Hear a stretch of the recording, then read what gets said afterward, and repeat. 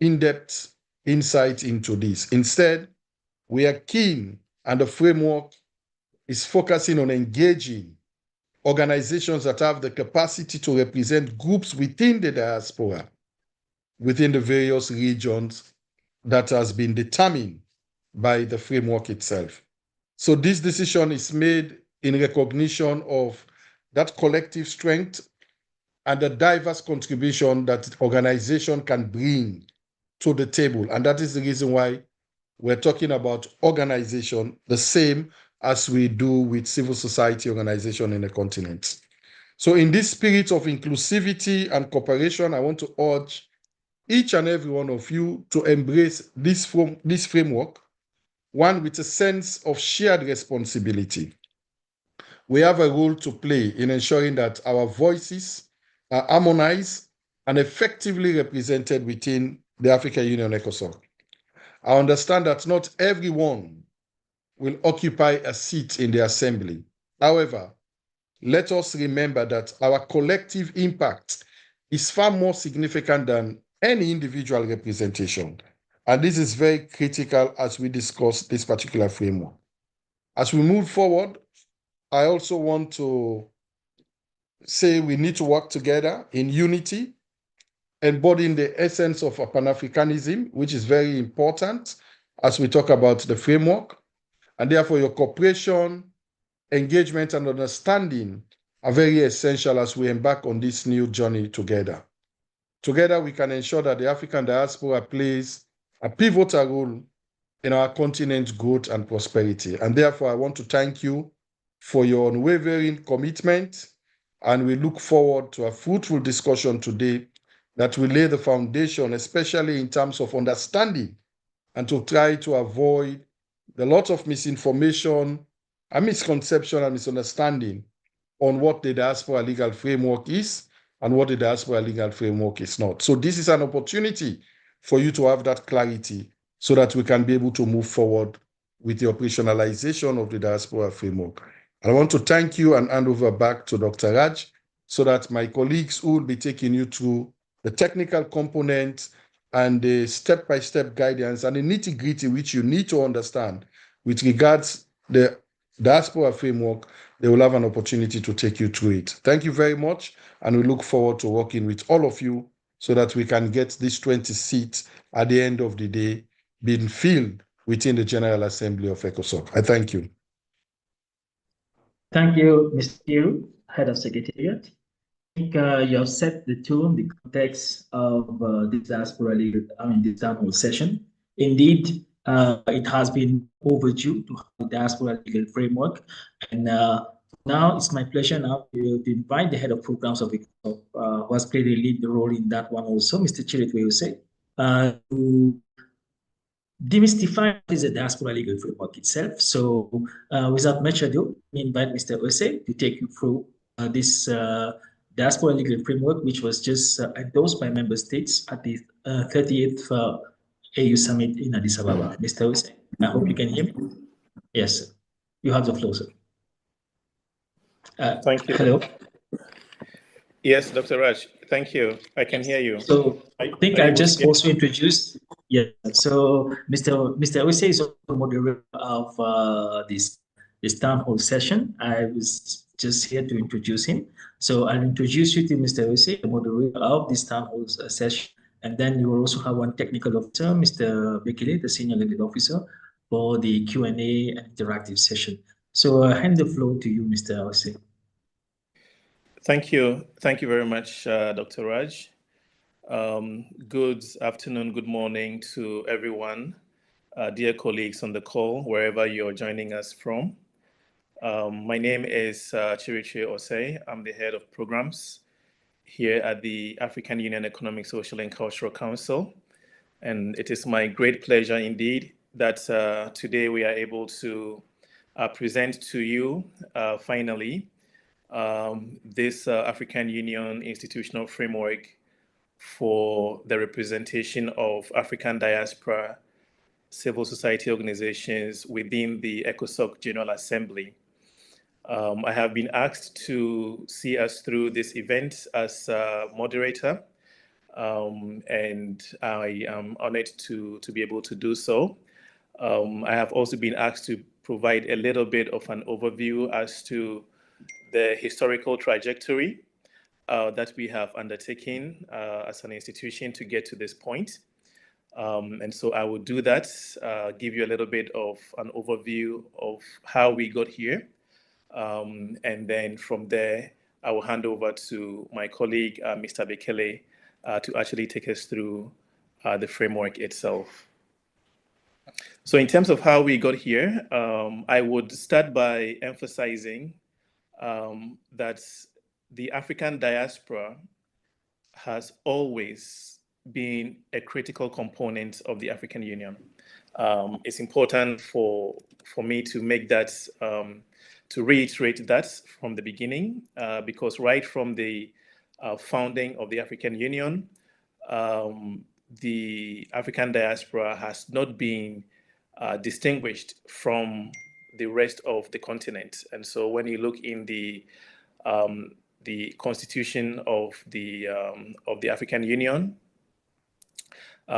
specifically in Article 3Q, it calls specifically on the African diaspora to be brought into the AU as full partners in the building of the African Union. And so for us, as the AU, there has been no distinction whatsoever between Africans, wherever they may be located. We understand that Africans are not always located on the continent of Africa, and that has been the way that we have engaged with our brothers and sisters outside the continent. So it's important to start from there. This commitment to the diaspora is further reflected within ECOSOC itself. So ECOSOC, as you know, is one of the organs that make up the African Union, the Economic, Social, and Cultural Council, with a specific mandate to promote the contributions and participation of civil society organizations. So again, civil society organizations in Africa and in the diaspora. So again, even within the foundational documents of ECOSOC, the statutes of ECOSOC, you have specific provisions, specific articles in our constitution that require ECOSOC to reserve a number of seats in the ECOSOC General Assembly for the African diaspora. So again, to reiterate the importance that institutionally the African Union has accorded to the African diaspora right from the beginning of its founding at the turn of the century. All of you also know, I think if you're in this call, you're already aware that the African Union has declared the African diaspora as the sixth region of the African continent. So in addition to the 5 geopolitical divisions that we have, north, south, east, west, and central, the member states in their commitment to the diaspora have formally declared the diaspora as a sixth region. So all of this is to give you the institutional framing as to how we approach the engagement and participation of the African diaspora. I just mentioned that within ECOSOC, we have a statute that compels us, obliges us to reserve 20 seats in the ECOSOC General Assembly for the African diaspora. ECOSOC has been in existence for 20 years, actually 21 years. We just celebrated our 20th anniversary last year. And within that time that ECOSOC has been in existence, this provision, this article on diaspora representation in the ECOSOC General Assembly has never been operationalized. And a lot of this was because of the lack of an institutional mechanism to guide how this representation from the diaspora will work. We cannot just do this from a vacuum. There has to be an institutional form or framework that will guide all of the different parameters to support the diaspora to come in and take their place in the ECOSOC General Assembly. And when we came in, when I say we, the ECOSOC Secretariat is what I mean, over the last 5 years or so, we have made this one of our core priorities.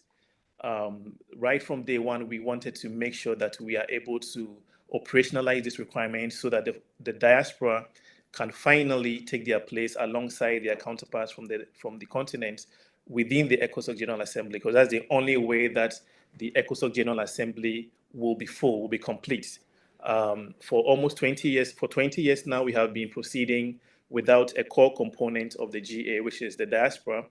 And we have made it absolutely our number one priority to ensure that we are able to put in place the institutional mechanism that will finally allow CSOs from our diaspora regions to take their place in the GA alongside their colleagues from the continent. And the process of developing this framework has been long, it's been arduous, it's been difficult, but we are here.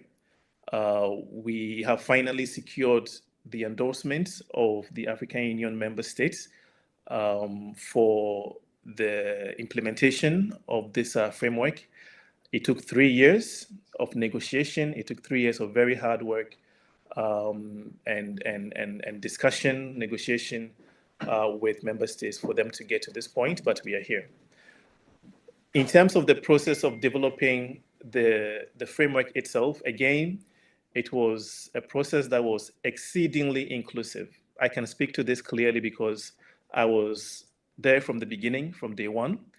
The process has been exceedingly inclusive.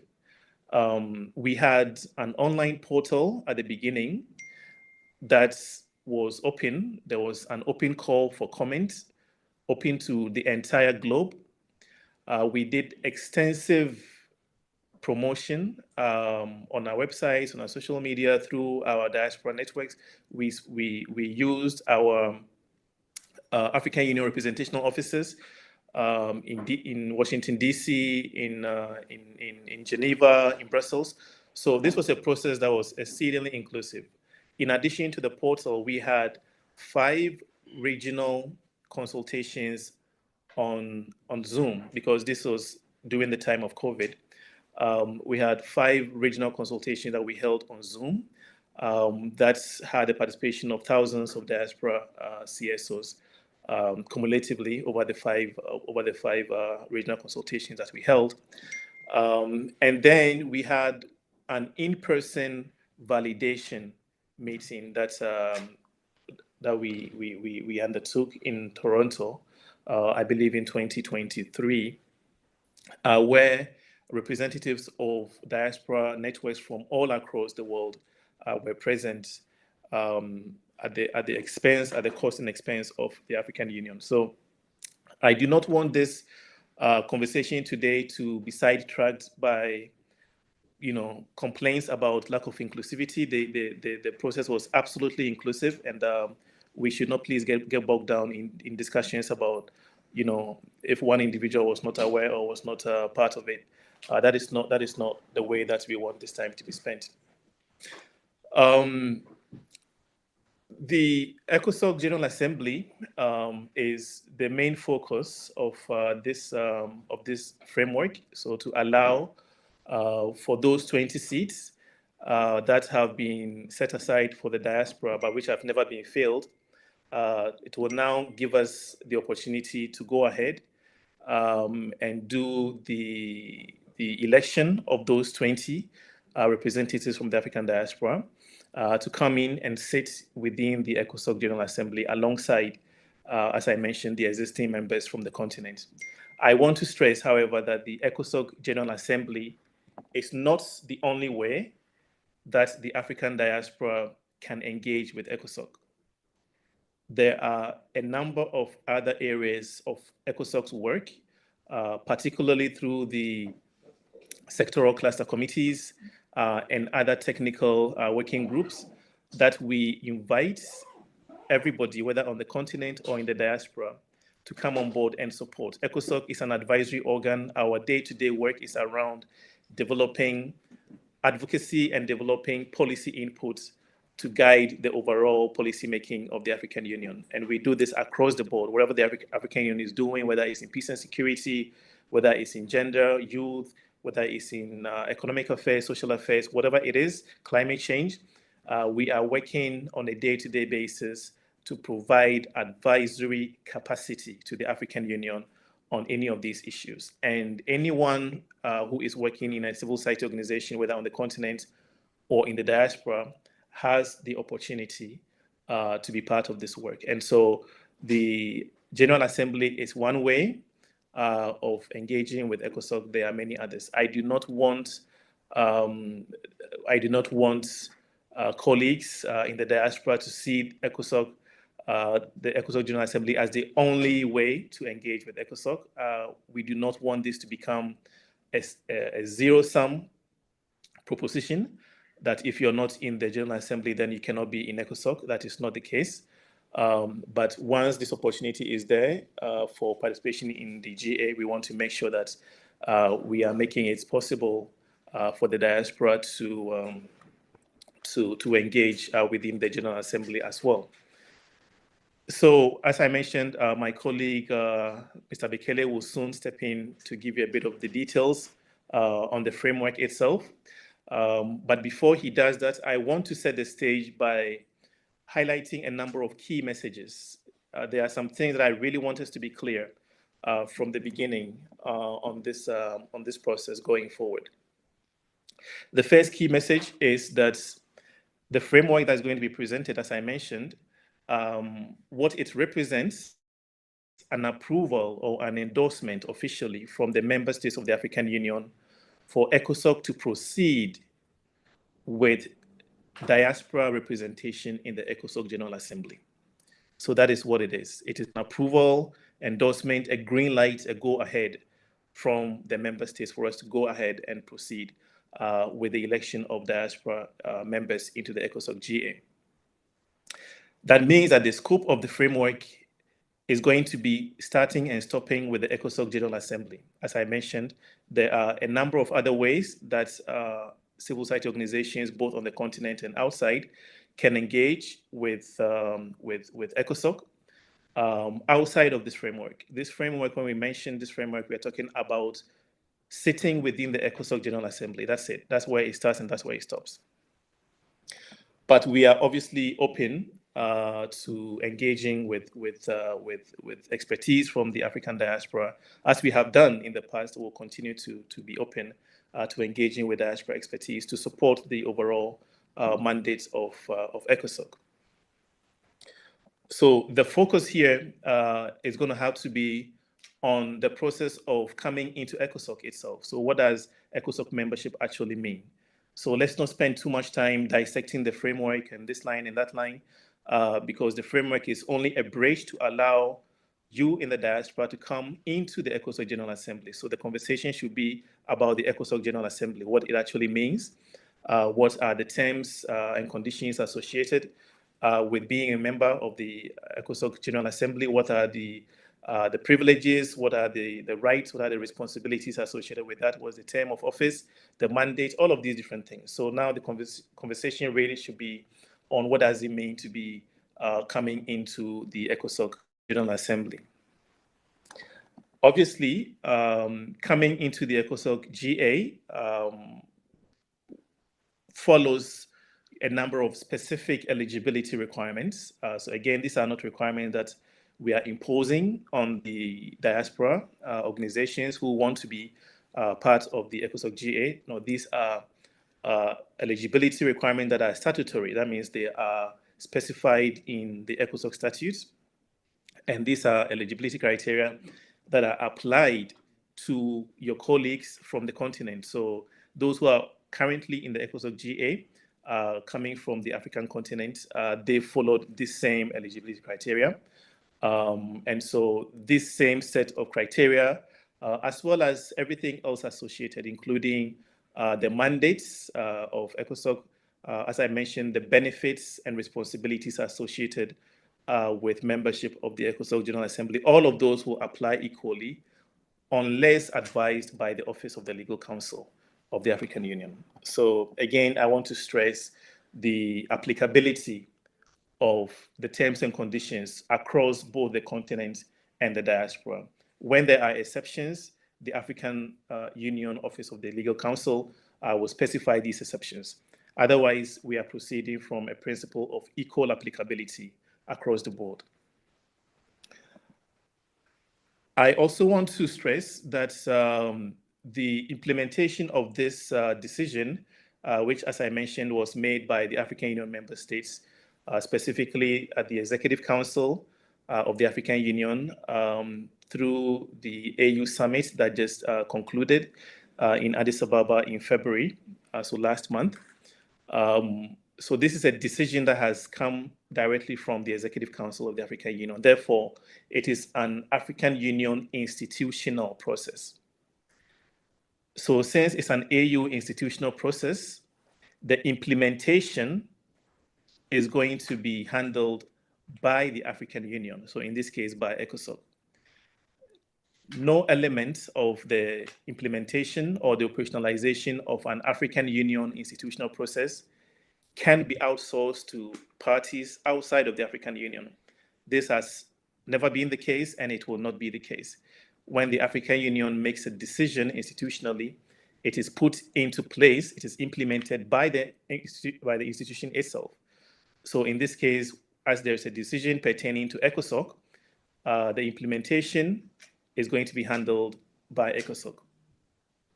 We know that there has been some messaging going across, the diaspora, and things to the effect of, the diaspora being advised to self-organize and things like this. That's all fine. The diaspora, I think, is encouraged to self-organize for the purpose of engaging with the African Union, because the African Union cannot go and interact with every individual diaspora organization across the world. That is logistically and physically impossible. And so when we say that the diaspora should self-organize, then what that means is self-organization in the diaspora for the purpose of facilitating engagement with the African Union. It does not mean that the diaspora is to self-organize to directly implement a decision or a process of the African Union. That's not how that works. When the United Nations passes a resolution, it is implemented by agencies of the UN. It's not implemented by any parties or entities outside of the UN. We are talking within a multilateral process. The AU is a multilateral institution, just like the UN. And therefore, when there is a decision that has emerged from the member states of the African Union, the implementation at all times is going to be handled by the African Union. So I really want that to be clear, because I don't want us to start from a point of confusion, especially because of some of the messaging that we have observed. We have decided not to engage bilaterally on every single thing that comes up, but now that we are all here speaking to each other within this format, it's really important for us to be clear from the beginning. This process is going to be handled 100% by ECOSOC, because it is the African Union institution responsible for executing this decision. None of this decision is going to be implemented by any organization in the diaspora at all. And so if subsequent to this, or at some point in the future, somebody comes to you and says, my organization is implementing this selection or is going to be running elections of diaspora for ECOSOC, that is going to be completely untrue. We need to start from a point of equal understanding so that we eliminate decisions that will set us back. What we want to do now is to proceed and make sure that we are implementing. None of the implementation here is going to be done by anybody or any entity in the African diaspora. If somebody comes to you to say, my organization is running elections or mobilizing for elections or doing whatever related to ECOSOC representation, that is not going to be factual. That is going to be untrue. The next thing that I want to mention is related to the previous one. As I mentioned, we have spent a lot of energy. We've expended an unbelievable amount of political capital, of resources and time in securing this achievement. The fact that the member states have endorsed this framework I don't want us to take it for granted. It's a big, big victory. We have invested a lot of time, a lot of argumentation, a lot of debate, a lot of negotiation with member states. It took 3 years from the time that we initially presented this framework to member states. It was in 2023. In 2023, we submitted, it came back. 2024, we resubmitted, it came back. 2025, we resubmitted again, and finally, we were able to get over the hump. So I want you to understand that this is something that is a big victory. It represents a huge opportunity for the diaspora to finally take their place within ECOSOC. And we don't want the way that has been done to be undermined. And so I think let's just try to take advantage of the opportunity that we now have, and work together hand in hand to make sure that as many CSOs in the diaspora over time are able to come into the ECOSOC and sit alongside their counterparts and their peers from the diaspora, which is what we want. And that is what we are going to be working hard to oversee. You should know that African Union member states have applied severe penalties to your colleagues who are already in the ECOSOC General Assembly from the African continent when they have engaged in conduct that is contrary to the African Union Code of Conduct and the ECOSOC Code of Conduct. So again, as I mentioned from the beginning, we are going to be proceeding from a principle of equal applicability, unless specifically advised by the Office of the Legal Counsel. When it comes to the Code of Conduct, I believe is going to be the same. Mr. Bekele will take his place after me, and he will advise if I'm mistaken. But you should know that there is a Code of Conduct that is attached to any sort of engagement with the African Union, in particular, in this case, in the General Assembly of ECOSOC. Some of your colleagues in previous General Assemblies, so basically CSOs from the continent, have engaged in behavior that has been inconsistent with the Code of Conduct. That conduct has been brought to the level of the African Union Office of Internal Oversight. An institutional investigatory process has taken place, and severe penalties have been imposed in cases when these members of the ECOSOC GA have been proven to have undertaken in conduct that were inconsistent with the African Union Code of Conduct. Some of this conduct includes misrepresentation. So if you come into the ECOSOC GA, you are a member of the African Union ECOSOC General Assembly. That's what it means. It does not mean anything else. It does not mean anything beyond that. It does not make you, it does not create any sort of office. It does not grant you any sort of authority outside of the confines of the ECOSOC GA, which will be well defined in the rules of procedure of ECOSOC, which will be shared with you. It is really important that I go over these things in the beginning, because it's not to speak like a headmaster or anything like that, but I think it's helpful for everybody once we are proceeding from a point of common expectations. And some of the mistakes that have been made by your colleagues on the continent, we don't want that to come from the diaspora, because what it does is it undermines the overall credibility of the institution and the organ.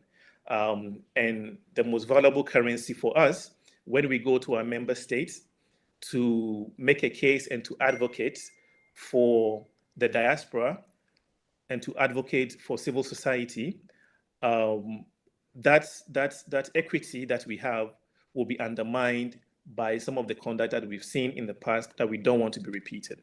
That's why it's important for us to start from a point of view of giving you the proper orientation, so that once you come in, we know we are working hand in hand, we are speaking from the same hymn sheet. And so misrepresenting yourself in terms of what you are, is a big no-no for the African Union. The unauthorized use of the African Union logo or branding or any type of intellectual property without the express written consent of the African Union, that is also not something that will be looked upon favorably. And the appointment of individuals to positions in the name of ECOSOC or in the name of the African Union. These are some of the elements that we have seen from ECOSOC in the past that have been met with really severe penalties, including the permanent disbarment of those entities and those individuals from anything to do with the African Union. And so it's important that we know what the scope of this is, so that we again work hand in hand to advance the overall goal of this whole agenda, which is to ensure that there is a continuing mechanism for diaspora organizations to take their place in the ECOSOC GA. So I think that is some of the main things that I wanted to touch on. As I mentioned, we don't need to get into a dynamic of zero sum. That if maybe organization A does not get into the ECOSOC General Assembly on the first attempt, then that is the end. As I mentioned, there are other opportunities. We are always winning. We are fighting for you. The reason why I'm stressing on some of the things that we don't want to see is because we are constantly fighting for the overall diaspora community to be involved in the African Union, and so the elements that we see sometimes that will hurt that objective, or that will undermine, or that will basically detract from the willingness of the member states to allow or to create a space for the diaspora to come into the African Union. Those are the things that we want to be mindful of. We are doing all of this to make sure that we are conserving the space and actually expanding the space for the African diaspora to come into ECOSOC and to come into the African Union. So we have secured this. It's a big achievement. And we want to safeguard this right for everyone in the diaspora. And so we want to work with you. We are here as the Secretariat. We advise based on our direct knowledge of the African Union institutional process. And so when we advise you, it's from the point of view of, okay, this is what pertains in the AU. Maybe this proposal can work, and let us support you to proceed with this proposal. This other proposal cannot work because of ABCD in the African Union rules and regulations. However, this could be an alternative.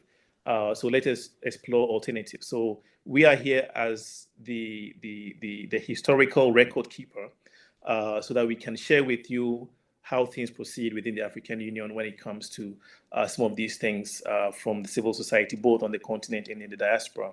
And we want to work with you within that dynamic. And we want you to also see us within that dynamic as people that are already in the system and are going to be helping you to navigate through the African Union institutional process now that you're going to be officially coming into the ECOSOC General Assembly. And so this is just by way of setting the stage. I am extremely happy that we have the opportunity to actually have this conversation, because when we came in a few years ago, this was a pipe dream. It was something that existed on paper in the ECOSOC statutes, and the fact that we are now able to have this conversation where we are going to be talking about, actually seeing colleagues from the African diaspora come into ECOSOC and sit alongside their partners and their counterparts from the diaspora is really amazing, and we are really grateful that we've been able to come to this point in time. And so I welcome all of you. We appreciate the time that you've taken to come onto this call. We will try to answer as many questions as you have within the timeline that has been allocated to us. And then we will then proceed from that point going forward. So with that, in terms of context setting, let me invite my colleague, Mr. Legizabe Bekele, who is from the Office of the Legal Counsel of the African Union to give us a little bit more detail on the framework itself and what the institutional legal pathway is going to be from this point going forward. Thank you so much. And I'll now hand over to Mr. Bekele.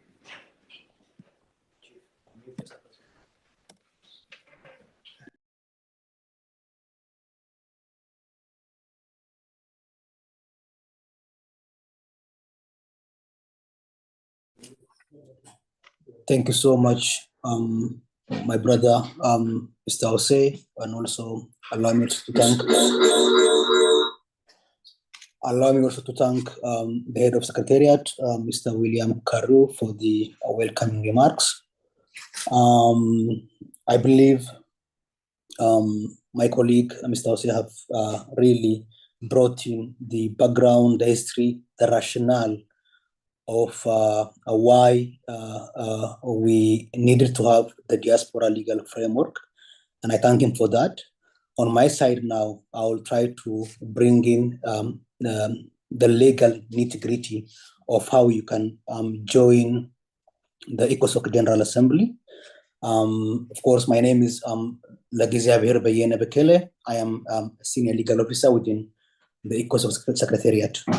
With that, allow me now to share my presentation.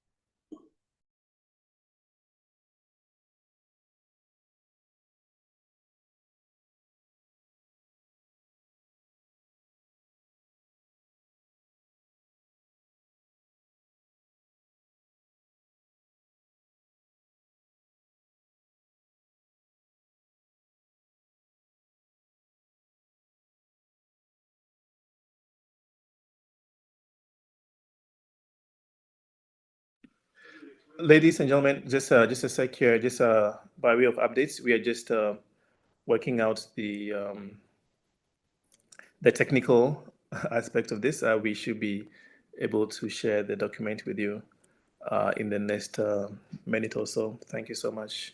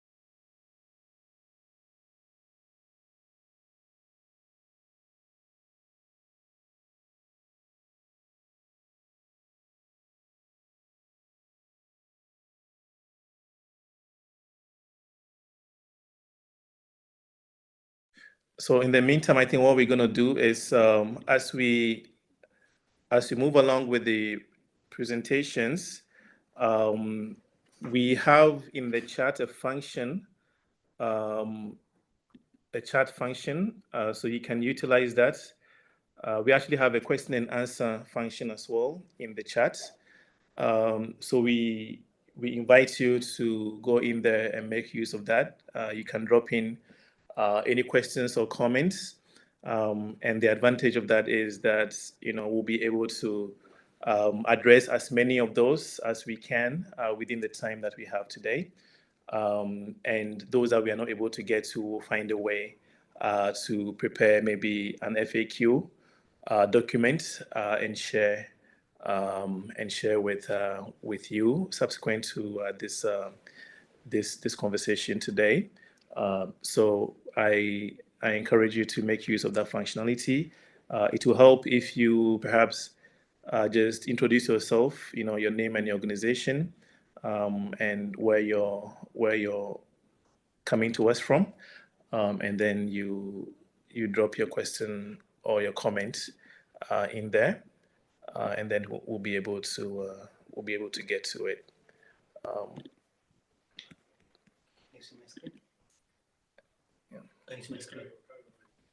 No, not yet.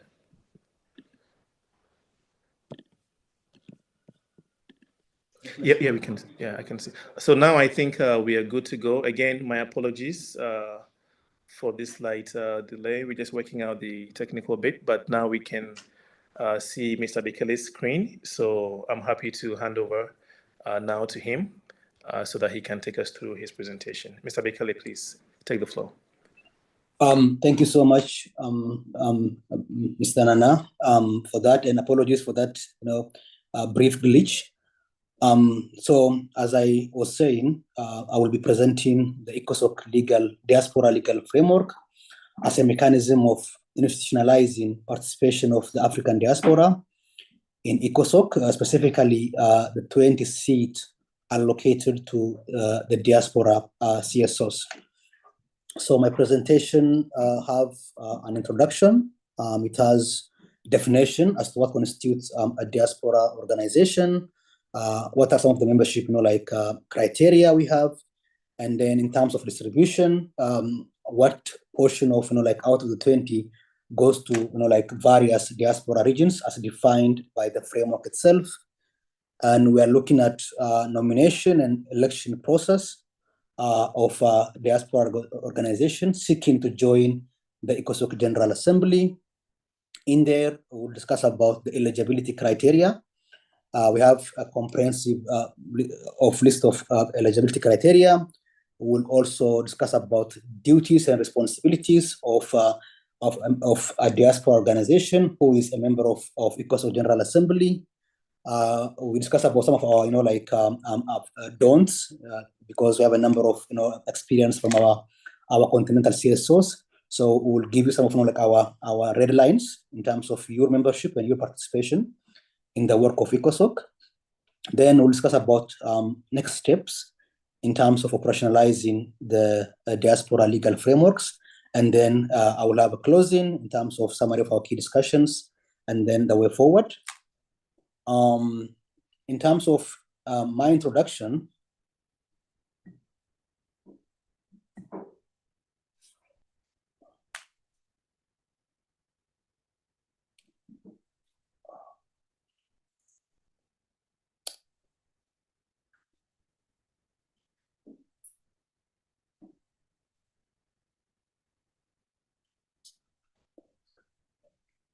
I'm still having an issue with my presentation. Apologies.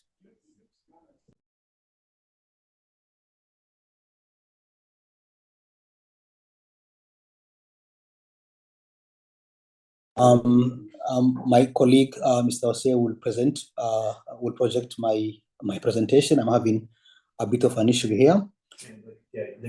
And in terms of introduction, the first aspect is an overview of ECOSOC as an organ of the African Union.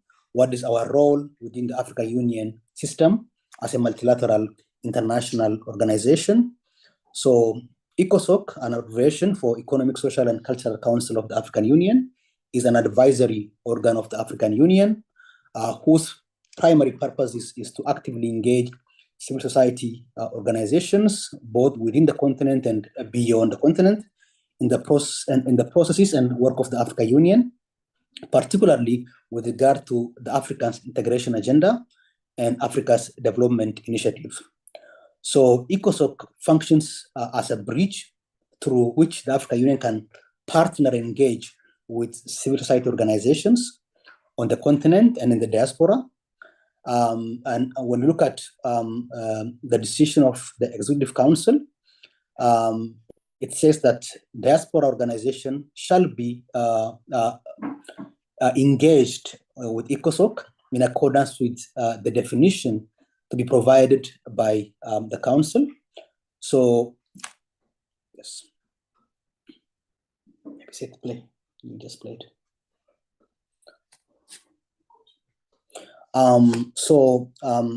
In terms of our membership, ECOSOC is comprised of social and professional groups in the African diaspora organizations, again, in accordance with the definitions to be approved by the Executive Council. When we say Executive Council, we are referring to our policy organ. It is comprised of, ministers of foreign affairs and such other ministries designated by member state.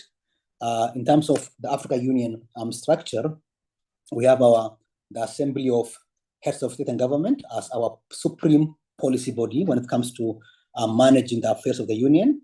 And beneath that, you have now the Executive Council, the next highest policy-making body within the structure of the Africa Union.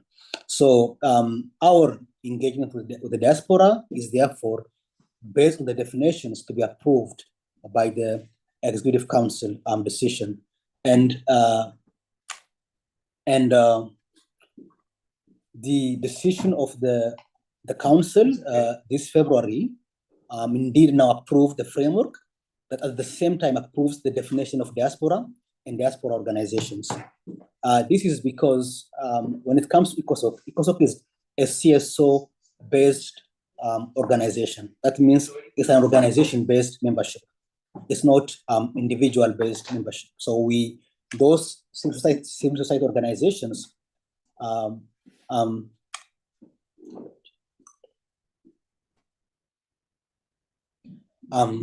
those civil society organizations are the ones that are eligible to join ECOSOC. So in terms of its purpose, the diaspora legal framework seeks to institutionalize the diaspora engagement within the Africa Union policymaking process through ECOSOC. And ECOSOC, as I mentioned, is an advisory organ of the Africa Union that brings in CSOs. If you will, we call it is a parliament for CSOs within the Africa Union architecture.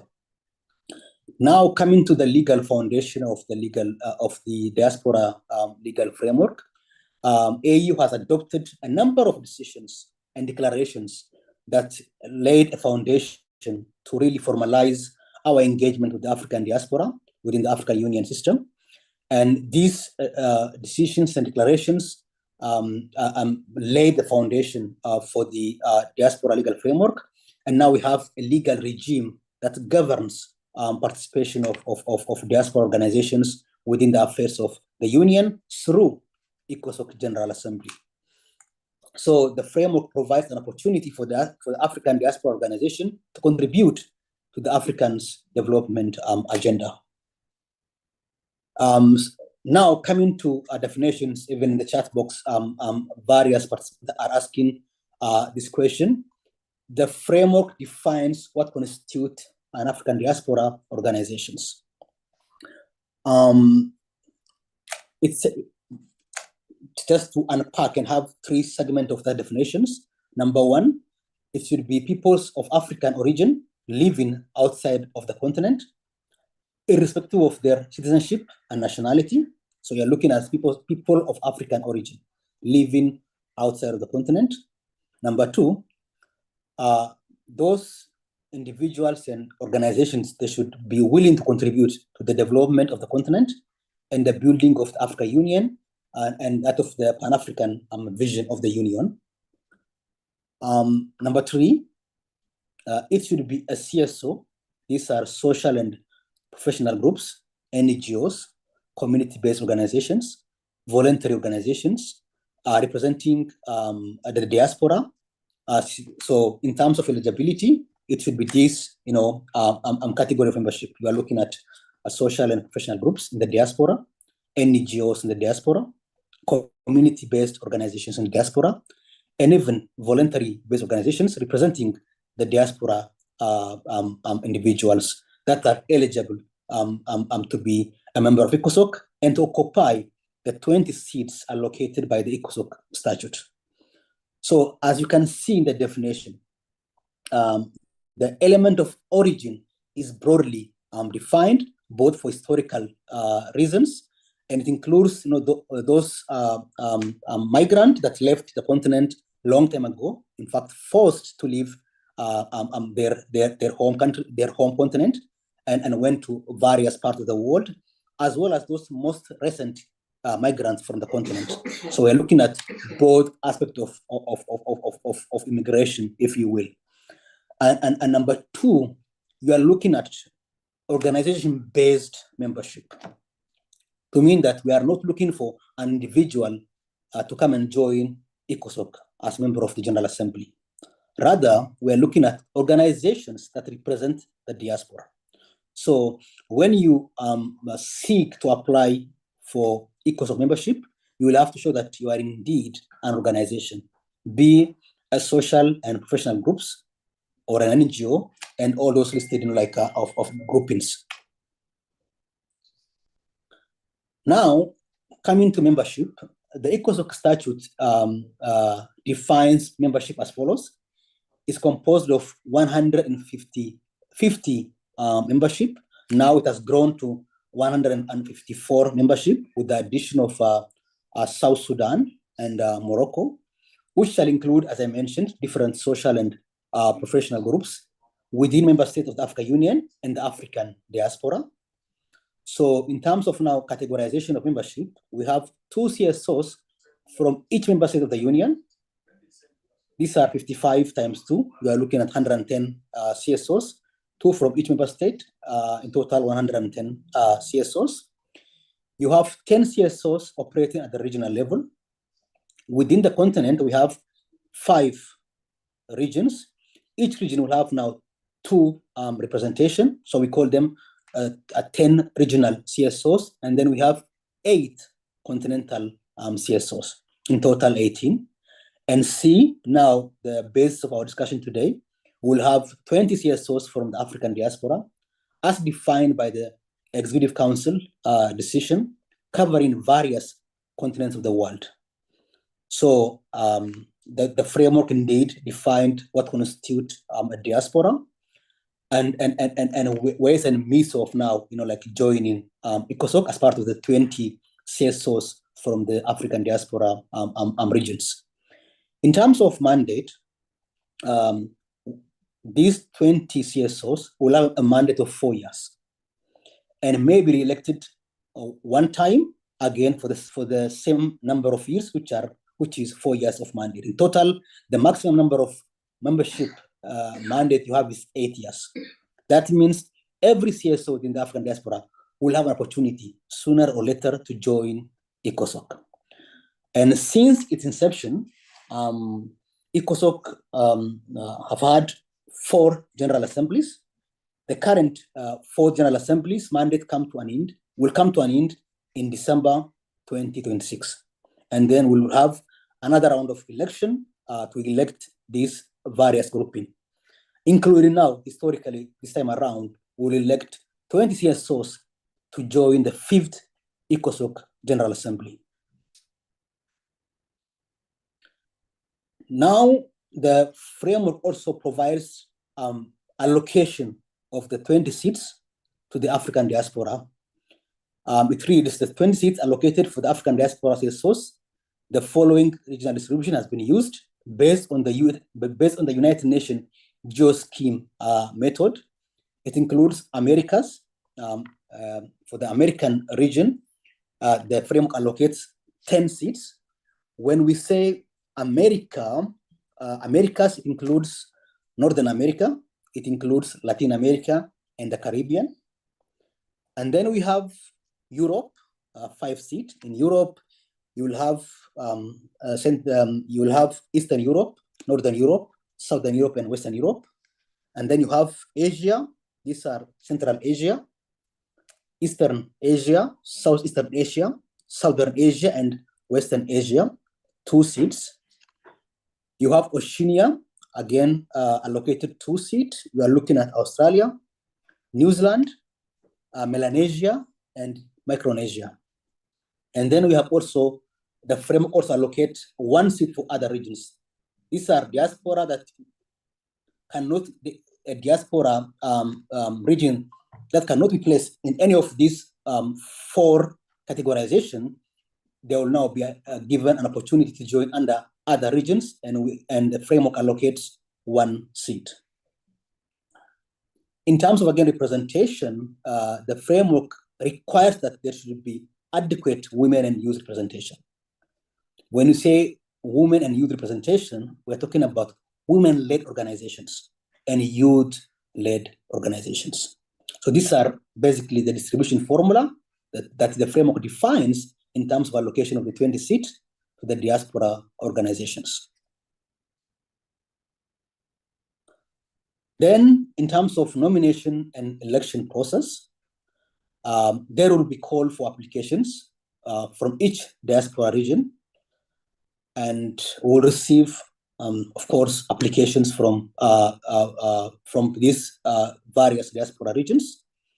Once we've received application, then we will proceed into the next phase of the process, which is evaluation of the CSOs applicants based on the eligibility requirement for membership. We have a very comprehensive, list of requirements.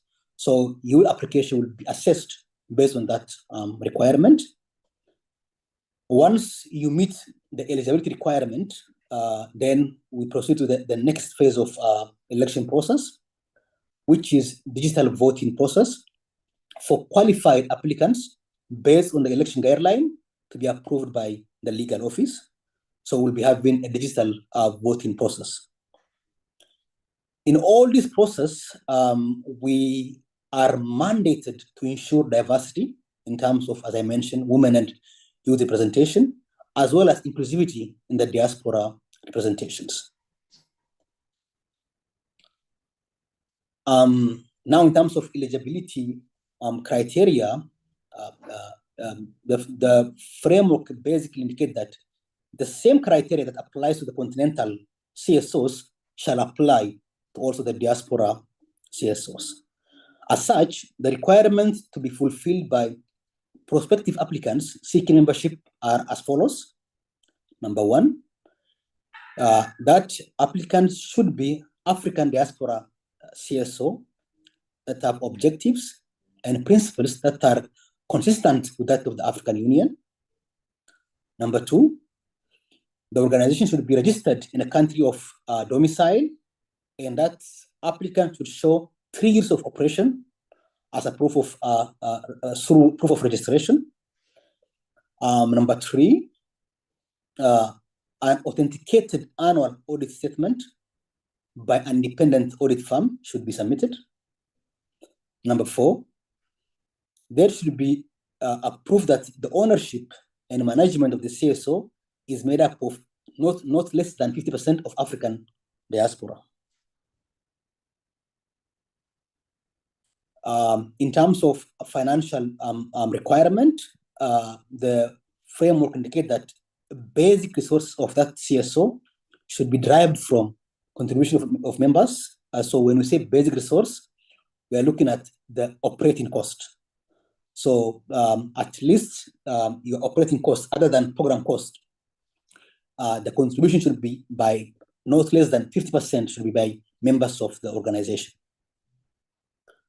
Number six, there should be an authenticated and certified financial statement of preceding 3 years that also shows funding sources. Number seven, CSOs that discriminate based on religion, gender, tribe, ethnic, racial, and political basis are not eligible to apply for ECOSOC membership. And finally, that you will have to indicate that you are willing to adhere to the code of ethics and conduct of CSOs that are affiliated to or working with the African Union. Of course, you'll be shared with that code of conduct, and then you should be ready and willing to comply with that document.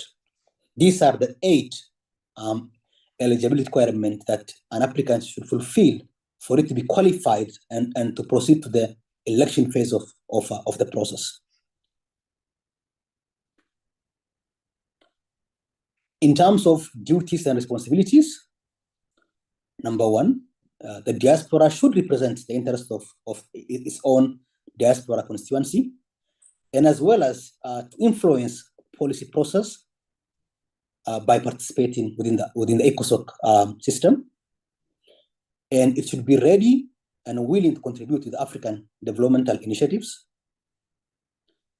In terms of, again, duties and responsibilities, they should strengthen diaspora Africa linkage through networking and policy advocacy. And you have also an obligation and, of course, even privilege to access AU platforms for collaboration and effective representations. These are some of the responsibilities you have once you join the ECOSOC General Assembly. As mentioned by my colleague, Mr. Osei, as ECOSOC, we take the issue of misrepresentation very, very seriously. So ECOSOC member organizations and their designated representatives cannot misrepresent ECOSOC. Doing so is a serious offense with serious legal repercussion, including immediate expulsion from the ECOSOC General Assembly. And the following shall be considered as a misrepresentation. ECOSOC membership does not confer any additional privilege, benefits, or authority to member organizations or their designated individuals other than the one defined in the statute. You cannot engage in any legal undertaking, such as signing an MOU in your capacity as a GA member. Of course, since you represent your own organizations, you are allowed to sign an MOU under the name of your organizations. However, you cannot use the name of ECOSOC and sign any legal commitment on behalf of the organizations. That is a serious offense, and based on our previous experience, it will trigger immediate expulsion from the GA. Number 3, in terms of misrepresentation again, you cannot implicate Africa Union or ECOSOC without authorization, or you cannot raise funds using the name of AU or ECOSOC. So everything you do in that sense, we should be aware, and then we should give an authorization. But when it comes to the issue of funding, you cannot raise a fund in the name of the AU or ECOSOC.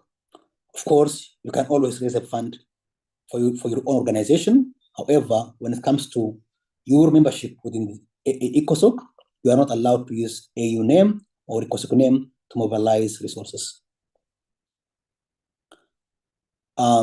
Whenever you want to use AU or ECOSOC headings, logos, names, abbreviations, official seal and emblem, you'll have to require prior authorization from ECOSOC Secretariat. In terms of appointing ambassadorial roles or any other title, within AU, we consider ECOSOC as a CSO-based organizations. It's not a political body. So you cannot appoint ambassadors in your capacity as a ECOSOC member or any other title for that matter. And we have had similar incidents in the past that resulted in a serious disciplinary measure, including suspension from the ECOSOC General Assembly. That's the reason why we said CSOs are not political entities, and ECOSOC membership shall not confer you any titles such as ambassador, excellency, or honorable, because for us CSOs are activism, and it doesn't bring in those political, titles such as ambassador, excellency, or honorable, unless you have already a title appointed by a country. For example, there are career diplomats who have been designated as ambassadors. Those can bring in their own original title, but you cannot give yourself such title just because you are a member of ECOSOC. Now, as the next step forward in terms of operationalizing the framework, still we're waiting for the decision to be gazetted, because for us to officially now implement the decision, those decisions will have to be officially published in the AU official journal.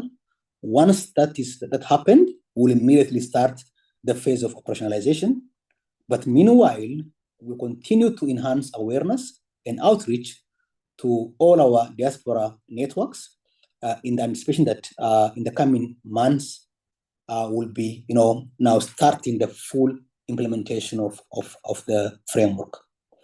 There will be an operational toolkit, to mean that because the framework will have to be properly implemented, and for that to happen, we'll be developing an operational toolkit with clear timelines, clear deliverables, and activities. And we believe that the election process should be fair and transparent. Accordingly, once the decision has been properly gazetted and published, we'll share with you the framework document. But for now, we're waiting for that publication to happen. Once it happened, you will find the document in our official websites and social media platforms. Of course, we'll have also a targeted campaign to ensure that our youth and women diaspora have better understanding of the framework, because the framework requires that there should be adequate youth and women representation. Therefore, we'll be having also targeted campaign, advocacy campaign, to bring in and sensitize our youth and diaspora-led organizations. And lastly, we believe in sustained engagement, and then we'll also establish an accountability tools. Once you join ECOSOC, then there will be that responsibility that you carry. And for that to happen, there will be a clear accountability mechanism that we enforce. And of course, you'll be given an opportunity to brief of those accountability mechanisms. So by way of concluding my presentation, number one, we are waiting for the decision to be gazetted for us to officially circulate to all stakeholders within our diaspora network, number one. And number two, we will develop a proper operational toolkit between now and the next couple of months to really formally operationalize the framework itself. Number three, we will be having similar engagement in the next couple of months for us really to sensitize our diaspora networks, because once now we issue a call for nomination, you have all the information, all the documents to apply as a prospective applicant to apply for ECOSOC General Assembly. With that, allow me to conclude my presentation, and over to you, Dr. Raj.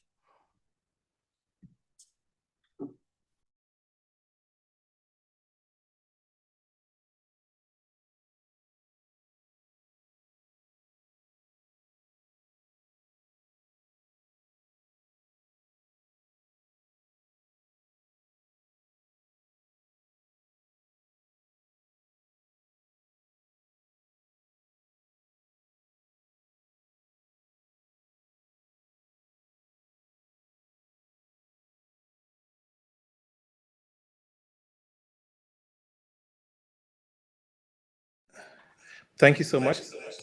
I think Dr. Raj might not be there, so I'll just jump in. So thank you so much, Mr. Bekele, for taking us through the mechanics of the platform, the framework, and how it's going to be working in real life.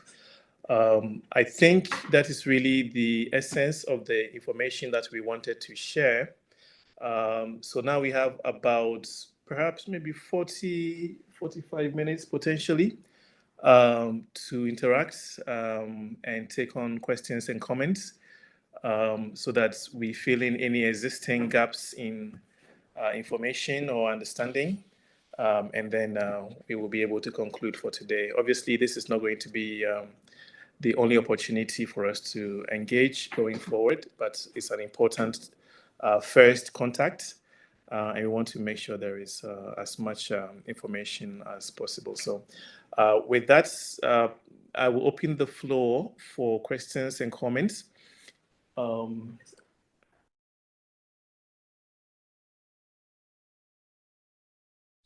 Okay.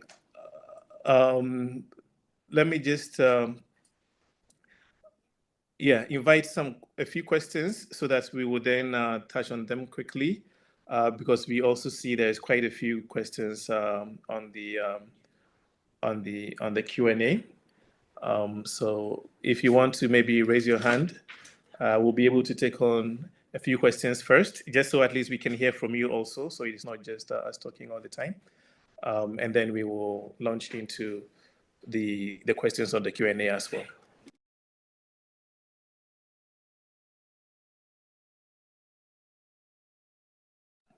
Okay, so I see questions. For things to go quickly, please be very concise, for the sake of your colleagues on the call. We have about 45 minutes left, so please be concise. Within 1 and 2 minutes, ask your question, then we move on to the next person. Nanabina Grace James, please take the floor.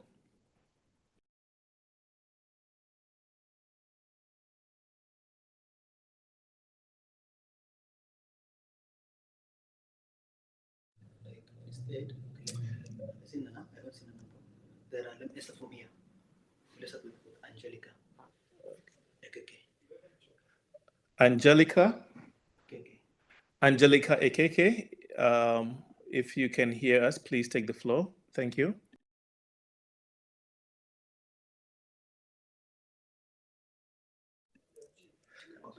Angelica.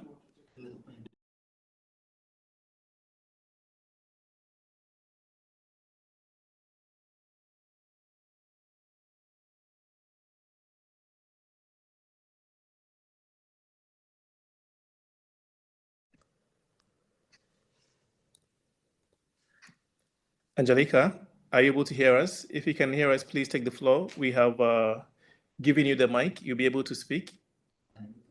You can unmute yourself and speak, please.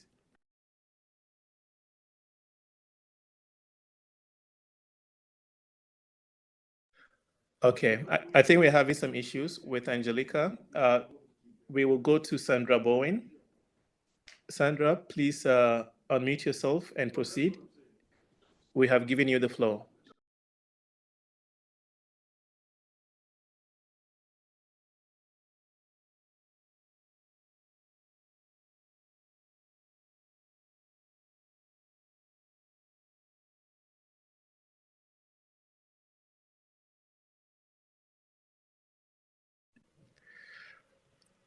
Okay, ladies and gentlemen, just unmute yourselves when you want to speak. We have unmuted you from here. So just unmute yourself from your device. You'll be able to speak. While Sandra and Angelica get sorted, let's invite Mr. Daniels, Herschel Daniels, to take the floor, please. Thank you. Can you hear me now? Yes, sir. Go ahead, please. Herschel Daniels, Friends of the African Union, USA. Thank you for your work last week at the UN CSW 69. My question is, can you post a model memorandum of understanding between us as CSO organizations in ECOSOC in line with the constitutive act of the AU ECOSOC so that we can put that in place so that we can publicize this work, this monumental work that's been 2 decades in coming? Thank you, sir. Thank you, Mr. Daniels. We've noted it. We will take a few at a time and then we will get to them for the sake of time. Sandra Bowen. Sandra, are you able to hear us? If so, could you please take the floor?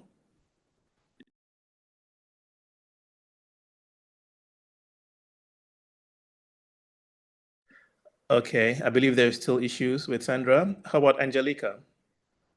Angelica, are you able to hear us? If so, please take the floor.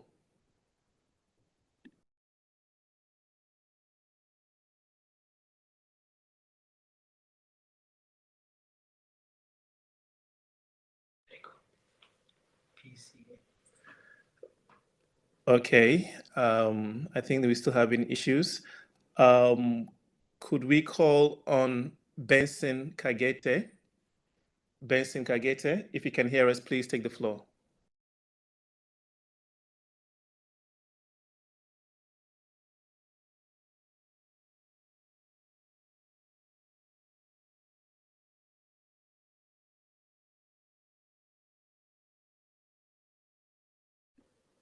Joseph, let him talk. Okay, I just want to make sure that we are all good. What you need to do is you unmute yourself on your device because we have already given you the floor to speak. So there is no technical issue from the system. You just need to unmute yourself so you can speak. Let's try Dr. Joseph Masika. Dr. Masika, are you able to hear us? If so, please. Yes, and thanks so much for providing me this opportunity. And I would like to start by congratulating the entire team, ECOSOC Secretariat, for good negotiations and to come to this fruition of the good presentation we're having today. I know it has taken long, 5 years, and I've been waiting for 5 years, and I'm glad we've come up to the point where we can see the light at the end of the tunnel. So I have two quick questions here. Number one is coming to the allocated number of seats. I'm not going to talk to others. I'm coming particularly to the Oceania, and I see John is a veteran. My brother is there, so he can probably follow up with this one. We have 2 seats, Australia, New Zealand, plus the Pacific region. My question is, if you don't get anyone from Pacific, and you don't get anyone from New Zealand, and the active SSO in those countries, and we have 3 from Australia. So do you mean you will take 3 from Australia, or will say, look, it's allocated across the region? So how is it going to unfold to come up with the number? Is it depends where they come from, or it has to be distributed to make sure everyone comes from everywhere allocated? So the second question, I do understand when Osei was talking that we need to have equal applicability across the board, and I agree with that one there. But for me, looking up my position within the government and the way we distribute money in Australia, it can be completely different from African SSOs, how they get their funding. So when we come to eligibility point number 5, it can be an issue. I don't know about America or other part of the world, but I'm looking specifically, probably Australia, it can be New Zealand, it can be an issue. Because we have these NGOs or SSOs, they get majority of funding from the Commonwealth government or from the state government, or they get it from the local government. Because we set money aside, and for me, I've been one of the commissioners with the one level of the government. And we have one organization, which is a CSO, but it gets out nearly $1 million a year to run the services for the African people in Australia. So we don't ask people to contribute money. So how it will happen here? Because asking for 50% to be raised by the members, it doesn't happen in this world. So is there any possibility for the framework to be revisited for the funding arrangement? Because I know that is a very strict criteria which apply to the African continent, but that might not be a suitable criteria for diaspora, and that can eliminate a lot of SSOs, all of them in particular, overnight, because they won't fit up that eligibility criteria, because our funding arrangement model is completely different. And that's why I was thinking, is there any way that can be revisited? Thank you. Thank you so much, Dr. Masika. Moving on quickly, Ketura Amwako, if you're able to hear me, please unmute yourself and ask your question or make your comment.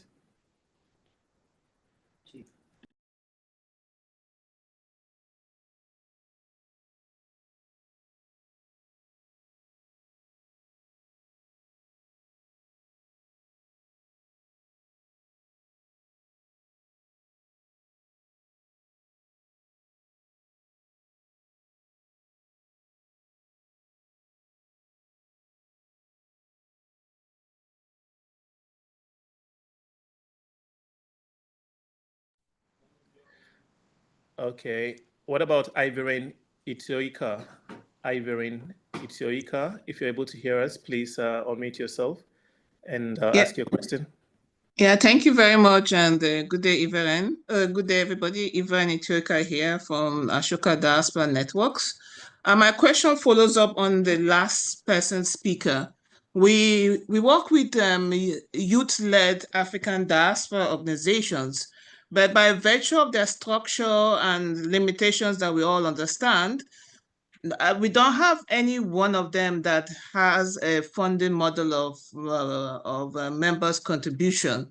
It's a challenge because a lot of these youths are students.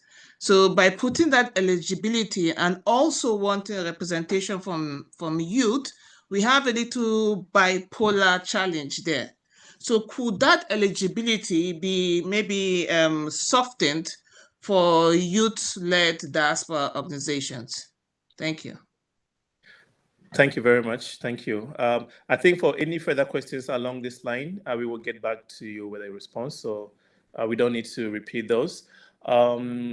Do we have Angelica back on? Angelica, are you able to hear us? I don't want to be unfair. I know you put up your hand first, but there's been some issues. Are you able to hear us? If you can hear us, please unmute yourself and ask your question. If not, we can try Ms. Sandra Bowen again. Sandra, if you're able to hear us, also please, you can go ahead.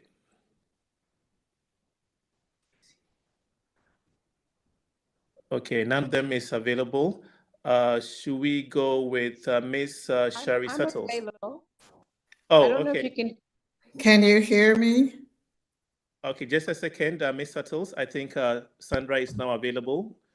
Sandra, Can you hear me okay? This is Portia C. Allen. I am the volunteer senior advocacy coordinator to Her Excellency Allison Combe. And my question is, noted about the toolkit that's coming out, and also noted about the work around just trying to get more people aware of the processes. When will the elections actually occur? I know it was mentioned briefly in the beginning. I would like to hear that date again. And thanks to all of the people who have made this possible, including AU ECOSOC. I yield. Thank you. Thank you so much. Ms. Shuttles, please take the floor. Thank you for your patience. Excuse me. Hello, can you hear me? Yes, we can hear you. Please go ahead. Okay. Well, I put in the question and answer a real simple question. I guess I missed it. CSO, is that civil society organization? Okay, the other real question is, I came on just as some mention was made by Mr. Osei of the name Sifwe Baleke. It was difficult struggle. I heard that part. We are representing, on my part and his part, the provisional, and we don't consider ourselves an organization. We are a provisional government. So how do we stack up in this 20 seats? I'm familiar with representation from America. I just wanted to ensure that the PGRNA is a part of this, especially with the work that Brother Sifwe has done all these years. And my knowledge of this effort, like somebody said 2 decades ago or further, we're really glad finally to be represented. Thank you. Thank you. Thank you so much, Ms. Suttles. Yes, Suttles. Yes. Thank you. Thank you very much. Can I go now to, I'm not sure if it's a Miss or Mr. Kasirika Mwendwa. If you can hear us, Kasirika Mwendwa, please take the floor. You can unmute yourself. Oui, je vous capte. Ok, oui, bonjour. Bonjour, allez-y, s'il vous plaît. Oui, oui, oui, je vous capte. Oui, allô? Oui, on vous entend. Allez-y, s'il vous plaît. Allô? Oui, monsieur, on vous entend. Allez-y. Oui, allô? Oui, bonjour. Bonjour. Allez-y, s'il vous plaît. On vous entend. Bonjour.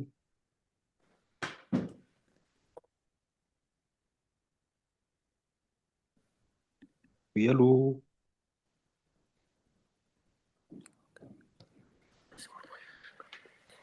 Okay, I think there's an issue. Mr. Kasirika is not able to hear us, even though we can hear him. Can we go to, I believe, Joshua Rivelo? Joshua Rivelo, please take the floor, sir. Joshua Rivelo. Hello, can you hear me? Yes, sir, we can hear you. Please go ahead.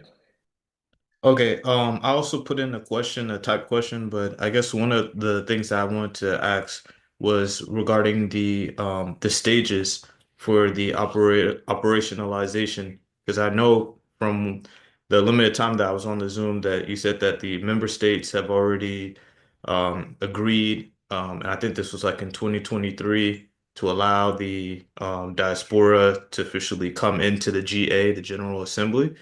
But I kind of wanted to know what are the steps going to be because the statutes talk about the diaspora organizations determining the modalities of the elections.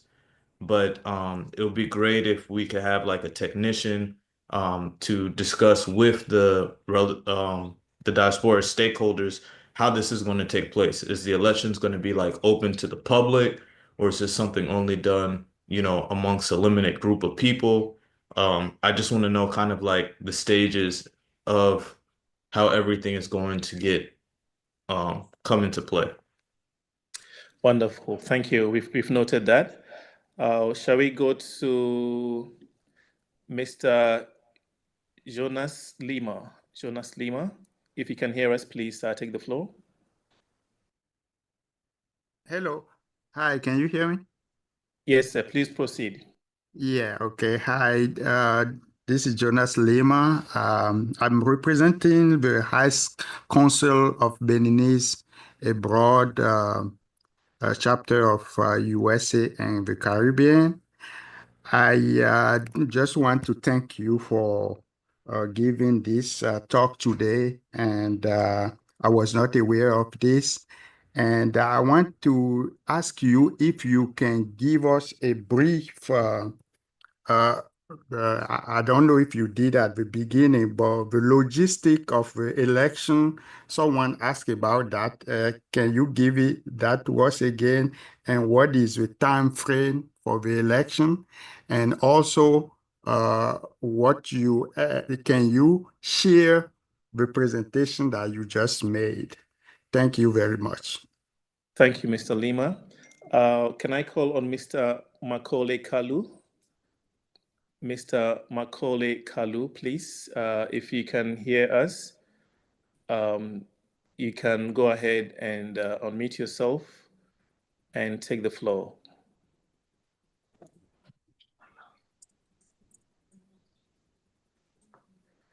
Mr. Kalu, if you can hear us, please unmute yourself and take the floor. Yes, hello. Can you hear me? Yes, please, go ahead. Oh, okay. Thank you so very much. Once again, I want to echo the same appreciation has been said to the leadership from the, presiding the secretariat itself, the head of secretariat, and Mr. Osei, and also the whole legal team, and for the great work done. It sounds simple. It's great that we're talking about it today. But I know the amount of work that you have all put in for the past 3 years, even prior to that, to get to where we are today. So once again, really, really big thank you to the whole team for the work being done. And I think most questions that I'd wanted to put through had been said, so I don't want to go into repeating, but it's just mostly just, again, I got a lot of questions that have been, thrown back as you were making presentation to echo more on the timeline, because you mentioned that the next election coming up to end of 2026. So the question is, this process, is it going to wait till 2026, or is, to join the next fifth General Assembly, or is it something that is going to be done through the process within now and then, of course, being part of the 2026. So that was the area that I had wanted that clarity based on questions that also had posed around me. Thank you very much. Thank you. Thank you so much, sir. If we have Ms. Bowen still able to hear us, you can take the floor. Ms. Sandra Bowen, are you still able to hear us? Sandra? Okay, I think Sandra is still having issues. Mr. Steve Reed, please take the floor. Steve Reed from Barbados, I believe. Steve, if you can hear us, please take the floor. Yes. Can you hear me? Yes, we can hear you. Please go ahead. Great. I understand the statement that from a religions, any religion should not be excluded from the civil society organization. So where would that leave a faith-based organization whose membership would be based on a particular religion? Thank you. Thank you, Steve. We have noted this. We will get back to it for sure. Can I now invite Mr. or Ms. Niyi Zacchaeus? Mr. or Ms. Niyi Zacchaeus, you should be able to take the floor now, please.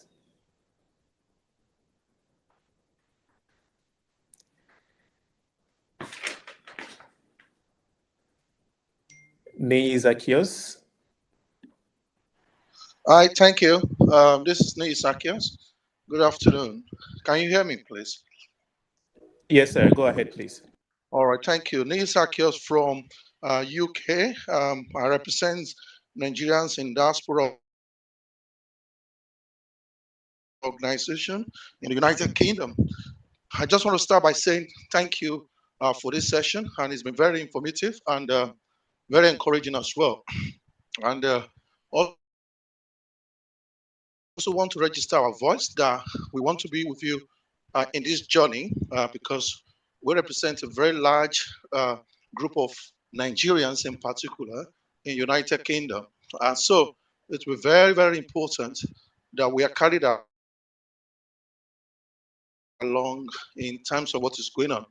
I must mention that this is possibly the first time becoming aware of this extensive work that aligns very well with our initiatives and ideas we have as an organization.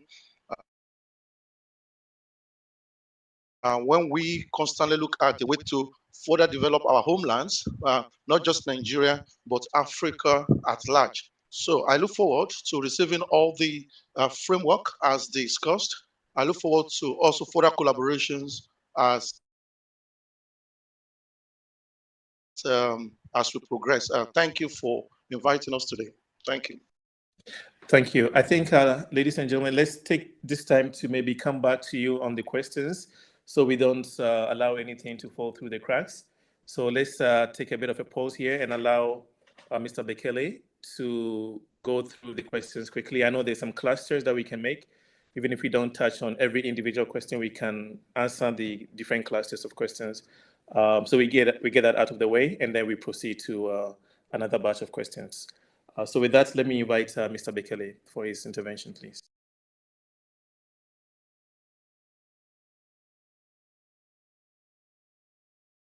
Mr. Ose, and thank you, those of you who have raised a fantastic question, honestly.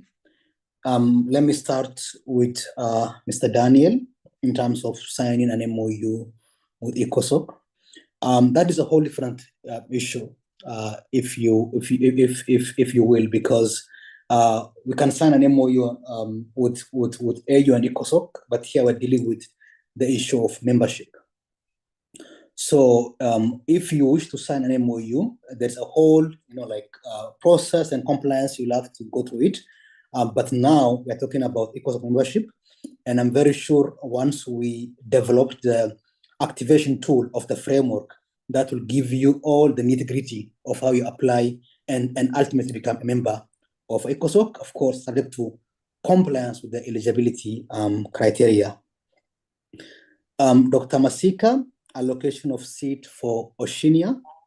And then for us, in principle, as I mentioned, there should be adequate and just representation within the ECOSOC General Assembly. That means as much as possible, we want to have a diversity within that two allocation. But sometimes, if indeed those who qualified for, as per our, say, eligibility criteria is from New Zealand or Micronesia, definitely they will go through the process. But we cannot really impose that it will have to come from, for example, from both New Zealand and Australia and then any other combination. For us, diversity is important, but at the same time, you'll have to meet the requirement. And then you'll have to go through the whole election process. But we don't impose, even the framework doesn't impose that we'll have to have one from Australia, one from New Zealand, or any other combination. For us, it's merit-based to say that, do you meet the requirement? Specifically the eligibility requirement. If you meet, then you go through the election process. And then we'll have the election guideline. And someone asked, election will be a digital voting system. We are now in the process of developing that system for our diaspora constituency. Other than that, we don't impose that it should be from Australia and New Zealand, any combination, so long as they meet the requirement, we are okay with it. In terms of the funding model, a very good question. When we say members' contribution over the years, I think we've developed a very safe, flexible, but at the same time, very careful approach. For example, if you have a CSO based in Australia, if their funding is coming from that country, we allow. So long as your funding and your program is towards, number one, targeting the empowerment of your own diaspora constituency, or number two, your funding is targeting some development initiative in Africa, we will allow it. So apart from contribution from members, if you show that you have 50% contribution from, say, Australian government or any other, philanthropic organization in Australia, we allow it, but the qualification is that those funding should target empowering your own diaspora constituency, or that is toward this supporting developmental initiative in Africa. Those are the qualifications we make. But we understand the peculiarity of funding model within the diaspora network. Ethiopia, apologies for if I pronounce your name wrongly. Again, same thing, the funding model. As long as you have a local mobilization within America, say Australia, and then those funding are targeting your own constituency and targeting Africa's developmental agenda, we qualify as domestic mobilization, and it can fit into the 50% requirement. Porcine Allen, question in terms of election timeline. So as I mentioned, we have currently the 4th General Assembly mandate is going on. And this mandate is from 2022 to 2026, right? And last December, we had a media election.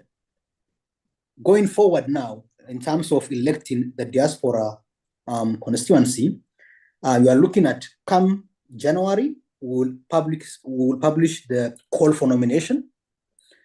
And then we'll give you, as per our practice, 1 month deadline. You'll have to apply within that 1 month. And then the second quarter of 2026, we go through an in-depth evaluation of your applications. And the third quarter, we anticipate to conduct an election. So beyond the logistics of it, also we need funding as well. So definitely we'll have to prepare a budget, a supplementary budget to our member state to approve, number one, to develop the voting system. Number two, even to organize various meetings and sessions, we need funding. So therefore, between now and January, we are trying to get all those logistics right and expect a publication of call for nomination by January 2026. And we are expecting that you will join the 5th General Assembly in December 2026.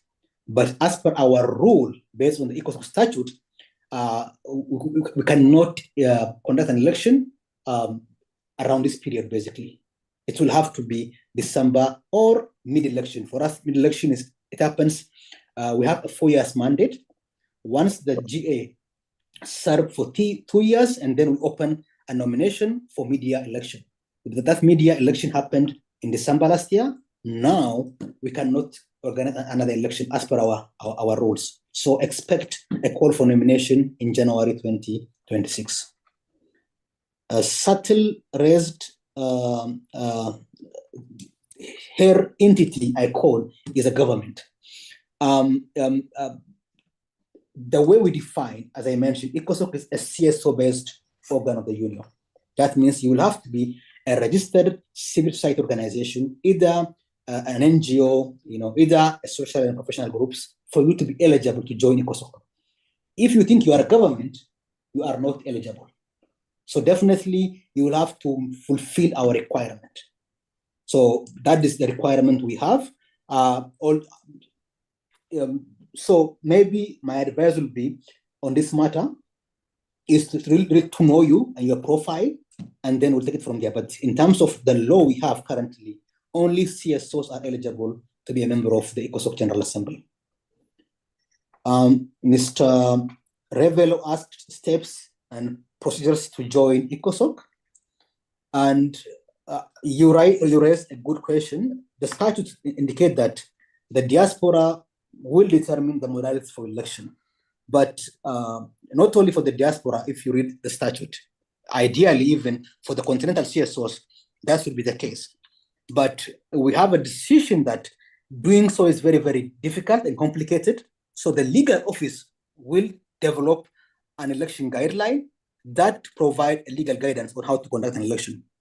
That is the reason why we have the framework. So going forward, it will be the legal office who will develop the election guideline, and based on the framework document, then we'll conduct an election. And the election will happen based on the digital system.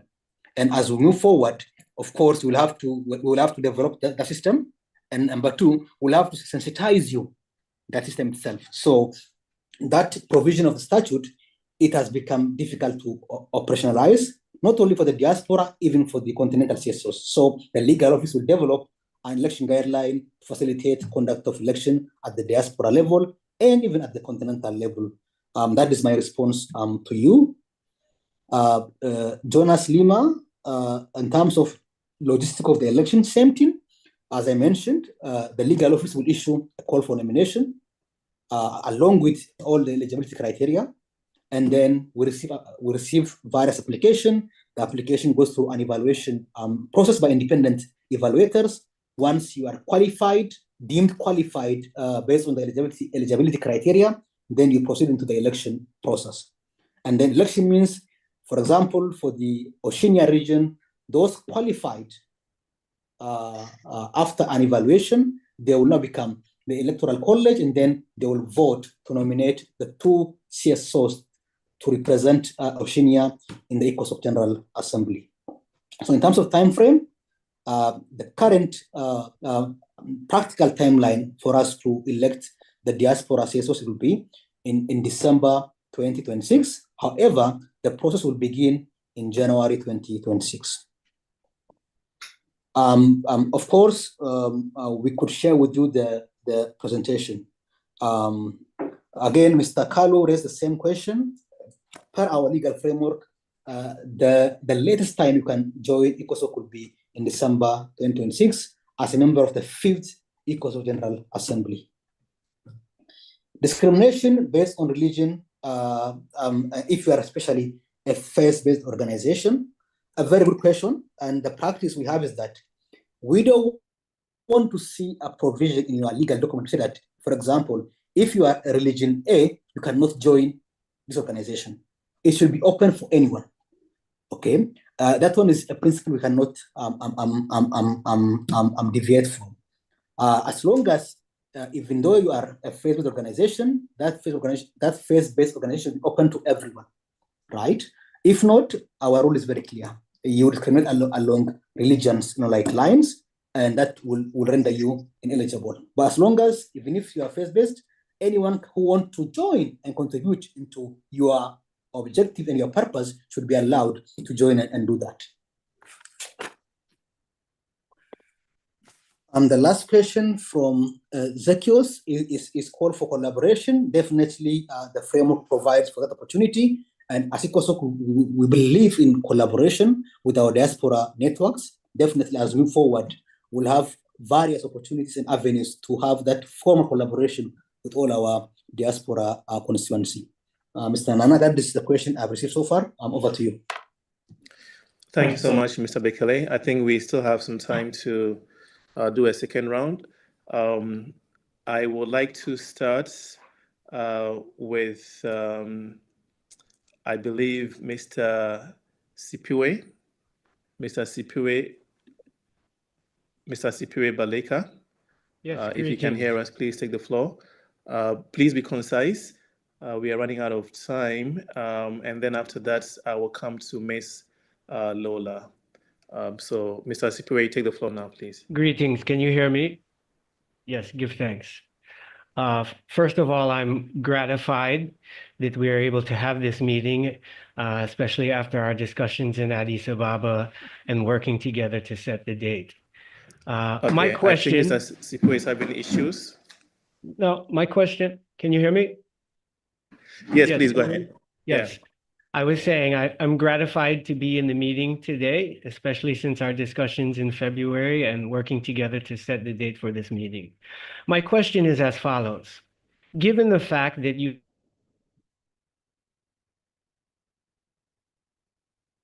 General Assembly until 2026, and given that the African Commission on Human and People's Rights has invited AU ECOSOC to co-host a roundtable this May, and we have been instructed and urged to elect 20 representatives under AU ECOSOC statute, Article 5, Statute 3. What does the AU ECOSOC recommend we do in order to send representatives to this roundtable in May? Thank you, sir. Let me go now to Ms. Lola Visser Mabugunje. Ms. Lola, please take the floor if you can hear me. Yes, good evening, everyone. My name is Lola Visser Mabugunje. I'm advisor to the president of the African Development Bank on stakeholder engagement. I would like to congratulate William and the team because this is a fantastic initiative and we are pleased to be able to attend this session. And I want to extend the hand of friendship to ECOSOC that the African Development Bank and the Cabinet Office of the President, we are prepared to work with you to find areas of common interest and where we can contribute in the next few days. I'll be setting up a Zoom meeting with all of you. And I want to thank you all for the excellent job you are doing. Thank you very much. Thank you. Thank you so much, Madam. We look forward to liaising with you in your office. Thank you.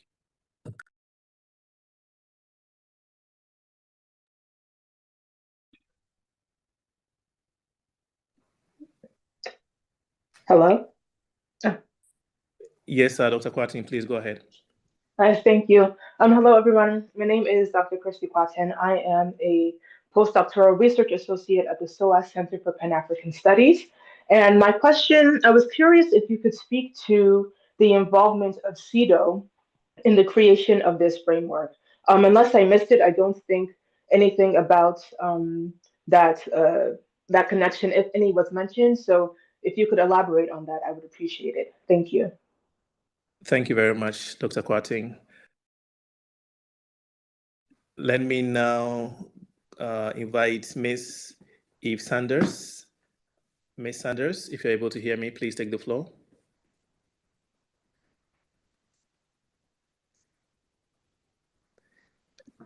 Ms. Eve Sanders, if you're able to hear me, kindly take the floor.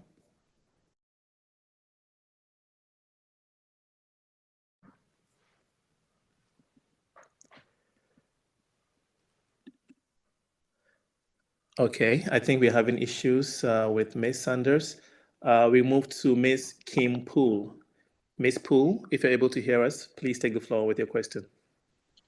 Yes, I can hear you. Thank you. I'm here today representing the Teaching Artists Institute. And first and foremost, I want to thank you for hosting this very important and timely dialogue. My question is about your operationalizing the process. I think that it's important that we notice that it's important for other sectors of society to be at this decision-making table. I speak specifically on behalf of artists and culture workers. I think that memory is socio-political, and it's important that we not try to use the master's tools to dismantle the master's house. I see engagement of the historic diaspora as healing as we acknowledge the African Union's year of reparatory justice. This is a part of the repairing for the historic diaspora. And so in the spirit of repairing, I think it's important that we all put on our hats as griots and begin to tell the story of how we were able to historically get to this point. And so as you attempt to operationalize this process legally, what is your attempt to reach out to community stakeholders to help with operationalizing how we tell the story of the process? I think it's essential. Can you speak to that? Thank you. Thank you so much, Ms. Poole. Let me go now to Dr. Danley Clive Ebanks. Dr. Danley Clive Ebanks. Dr. Ebanks, if you're able to hear me, please take the floor. Royal greetings, royal greetings. Sorry about the location I'm in, but I am willing to address the platform. I am grateful also to be here, honored to be here. I am working also for the Forum of Sovereigns and Traditional Leaders of Africa. Our headquarters is in Honduras, where I operate I am the president of the Human Rights and Dignity Commission. And I am here today for a question. And that question is, are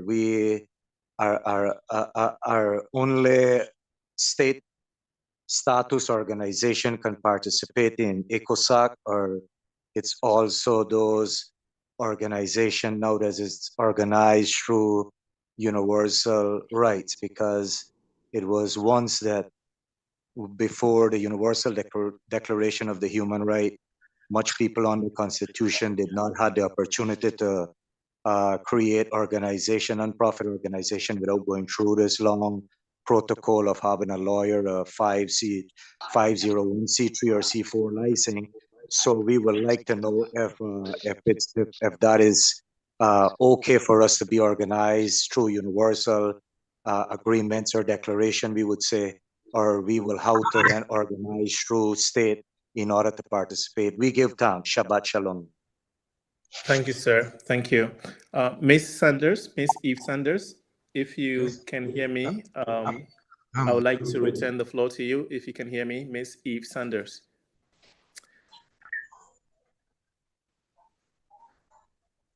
I believe it's still an issue there. Let me move on to... I'm here now. I'm here now. Sanders, Ms. Sanders. It's a big meet. Okay, all right. We'll move on to Ms. Janelle Hoylitz. Ms. Hoylitz, please take the floor.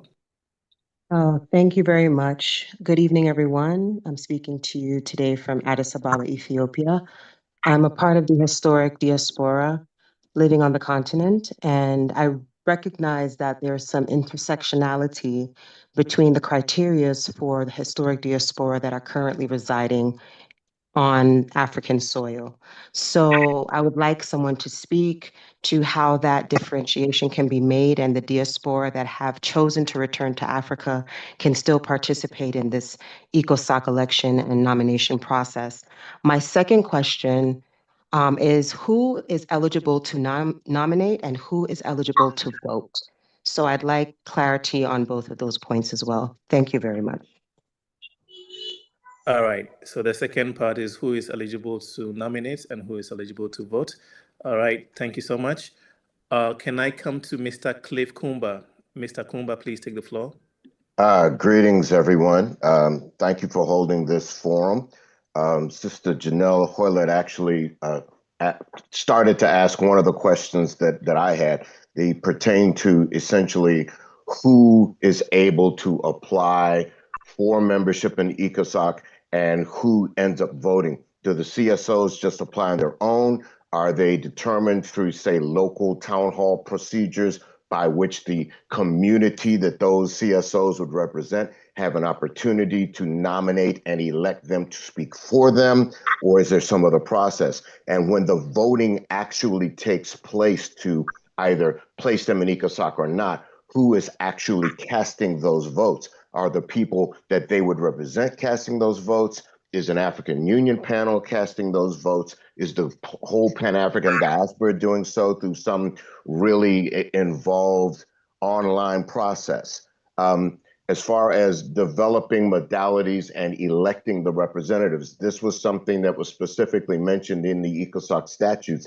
I'm curious as to whether or not anything in the legal framework actually conflicts with the ECOSOC statutes, since it had been mentioned before that the diaspora would not actually be making any decisions or establishing any processes. The ECOSOC statutes actually called on us to establish modalities and elect representatives to ECOSOC.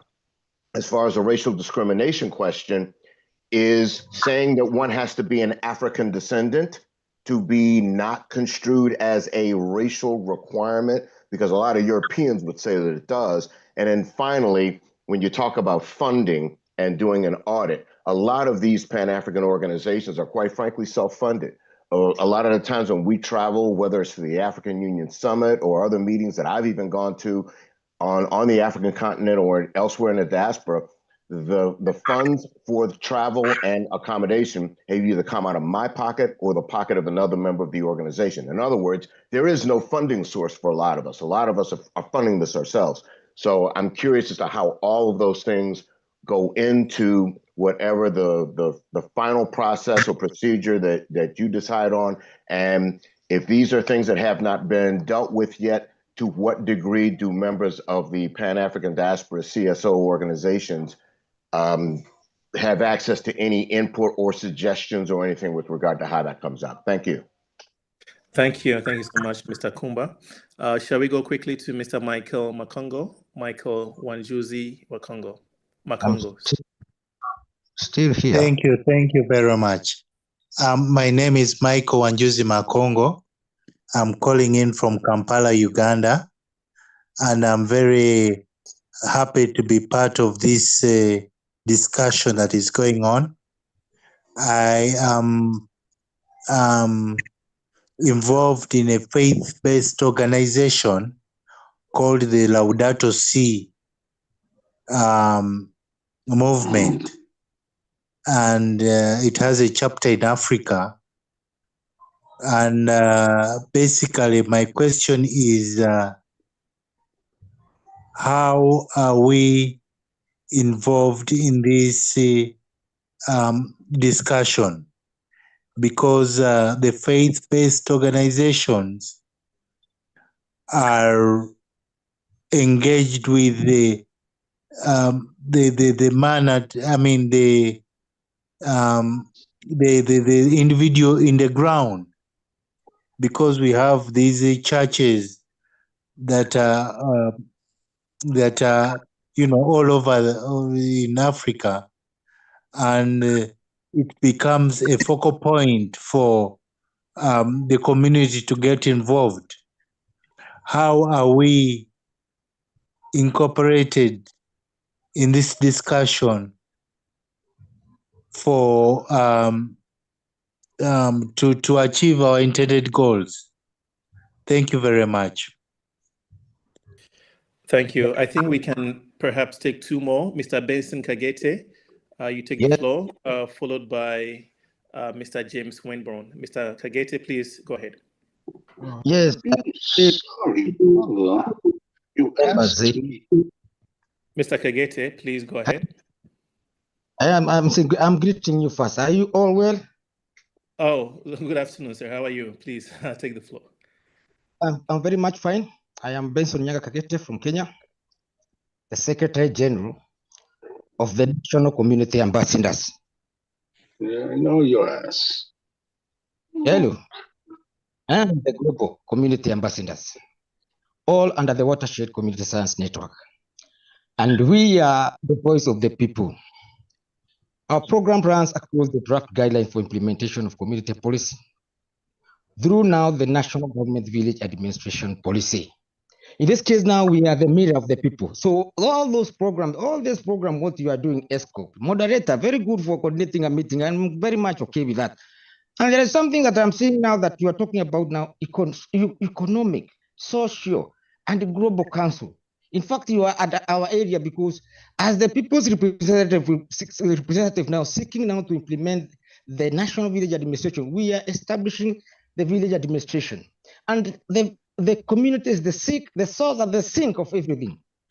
So you now, as you have come now, coming now with this framework of how now we can do to the community, I'm very much with you.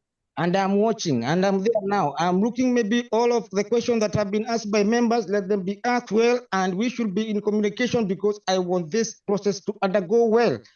And after that, now we can be able maybe to go further. What Herschel Daniel has asked about now, the memorandum of understanding, you must be knowing what you are in the office doing. So I'll need yourself as coordinators and run the program very well because we are in the process now of now empowering that community. What you're talking about socio-economically, council, that is directly now to the people. And everyone in the world is suffering under the African Union. And now, if it is now a model that you have in place and you want us now to go and put it into place what you have been thinking in terms of your common expectations that we want, that should be applied in an equal applicability. We should be working together in a legal framework that you are putting now in these minutes and tell us ahead of what we should be doing. And I'm happy to be having now the advisor there for the African Bank. I have been searching you, African Bank. Very well, I heard you are going to run another meeting. Because what we need now is that community, that person, that man, that woman, that to be able to sustain, to undergo his life. And that is something has been missing link for many governments. Not only in the US, not only in every, I don't want even to be specific with Kenya, but now we are ready, we are together, we are waiting, we have a program, I was seeking for an assurance and engagement, and I'm sure we are going to have that because you must be having something that you are doing to the community and we have to work together, sir. Wonderful. Thank you very much. That was more in the spirit of a comment. Mr. James Winborn, we'll come to you, then we will go to the answers, and then we'll take one last round of questions. Mr. Winborn, please take the floor. Yes, greetings. Thank you, everyone, allowing me to be here for this most, what I consider a historical meeting as to things that are about to take place. I am the international president of the Ethiopian World Federation, and we are very, very much excited and interested in what's going on with ECOSAC and the AU, and we look forward to bringing our talents from our various locals around the world to contribute and be an asset to an endeavor, monumental endeavor such as this, but certainly the time has come to do so. And so I commend all of those that have come together to put this together. I think my question that I have is really simple. I may have missed it in the beginning because I was a minute or so late, but they're in two parts. Number one, I thought I heard that there was still maybe one final approval, I could be wrong, that needed to take place in order for this to actually go into effect. I guess my question is, has everything been, has final approvals with the diaspora and the 20 seats? Or is there still some possibility that that might not come to fruition? The second part is that you mentioned the terms of being 4 years, and I was curious as to, does the election in 2026 is relevant to the term, and that's why the election is like a year and a half away. Give thanks. Those are my questions and my concern that I've come across. But other than that, I think that this is great. We're all in, and we are hoping to be a part, and we look forward to the next steps. Give thanks. Thank you. Thank you. Thank you so much, Mr. Winborn. I think our colleagues still with your hands up. Just let's take a break here for the answers. Maybe I'll jump into some of them as well, and then Mr. Bekele will come in. So the question from Dr. Kwarteng on the role of CEDAW, yes, we just wanted to distinguish a little bit between what the proposition here is with regard to the framework that was submitted for member states, which we are now in the process of initiating in consultation with all of you on the call. So as you know, ECOSOC is one of the organs of the AU that has a mandate to engage with the diaspora. So within the ECOSOC statutes, there is a very specific provision or article requiring 20 seats within the overall 154 seats of the ECOSOC GA to be ring-fenced just for diaspora CSOs. And so ECOSOC obviously has to go do the work of defining and shaping what that particular framework can look like. So that is the way that we have done, which we are now presenting. Obviously, CEDAW works on diaspora issues within the Commission, and in the process leading up to the framing and development of the diaspora framework, CEDAW was fully involved as well, including, for instance, when we were doing the validation, they were there in person, and prior to that. Actually, when this process started, some of us were still at CEDAW, so there has been ongoing collaboration between the two. But just to be clear, this is a framework that is being put forward specifically to guide the election of 20 members of the ECOSOC General Assembly who will be coming from the diaspora. Then with regards to, I think, Mr. Cliff, pardon me, Mr. Kumba, Cliff Kumba had a bit of a comment with regard to self-organization within the diaspora. So as I mentioned, self-organization is important within the diaspora because that allows us to be able to interact with the global diaspora sort of at the aggregate level, because we would not be able to do like individual, bilateral relationships with everybody in the diaspora. So it's really important that we see, that element of self-organization within the diaspora as being with the purpose of creating networks and umbrella groupings that can interact effectively and on an ongoing basis with the African Union. With regard to this particular process, it is a decision that has come out of the African Union through the Executive Council. And as I mentioned before, it has to be implemented by an African Union institution. There is no occasion where elections into African Union institutions have been run or organized by entities outside of the African Union. It just doesn't work that way. So what we do, obviously, is we do these things, we consult, we take on board, we facilitate, but the election itself will be run not by me or anybody at the ECOSOC Secretariat, but by the Office of the Legal Counsel of the African Union, because that is the office within the African Union system that handles elections, all the way up to the election of heads of state and government, or for election of member states who are going to be competing for roles within the AU or even at the level of the chairperson of the African Union. So the Office of Legal Counsel has the competencies institutionally to run elections, and that will be the case in this particular situation as well. So I'll hand over now to Mr. Bekele to take on some of the other questions. Thank you.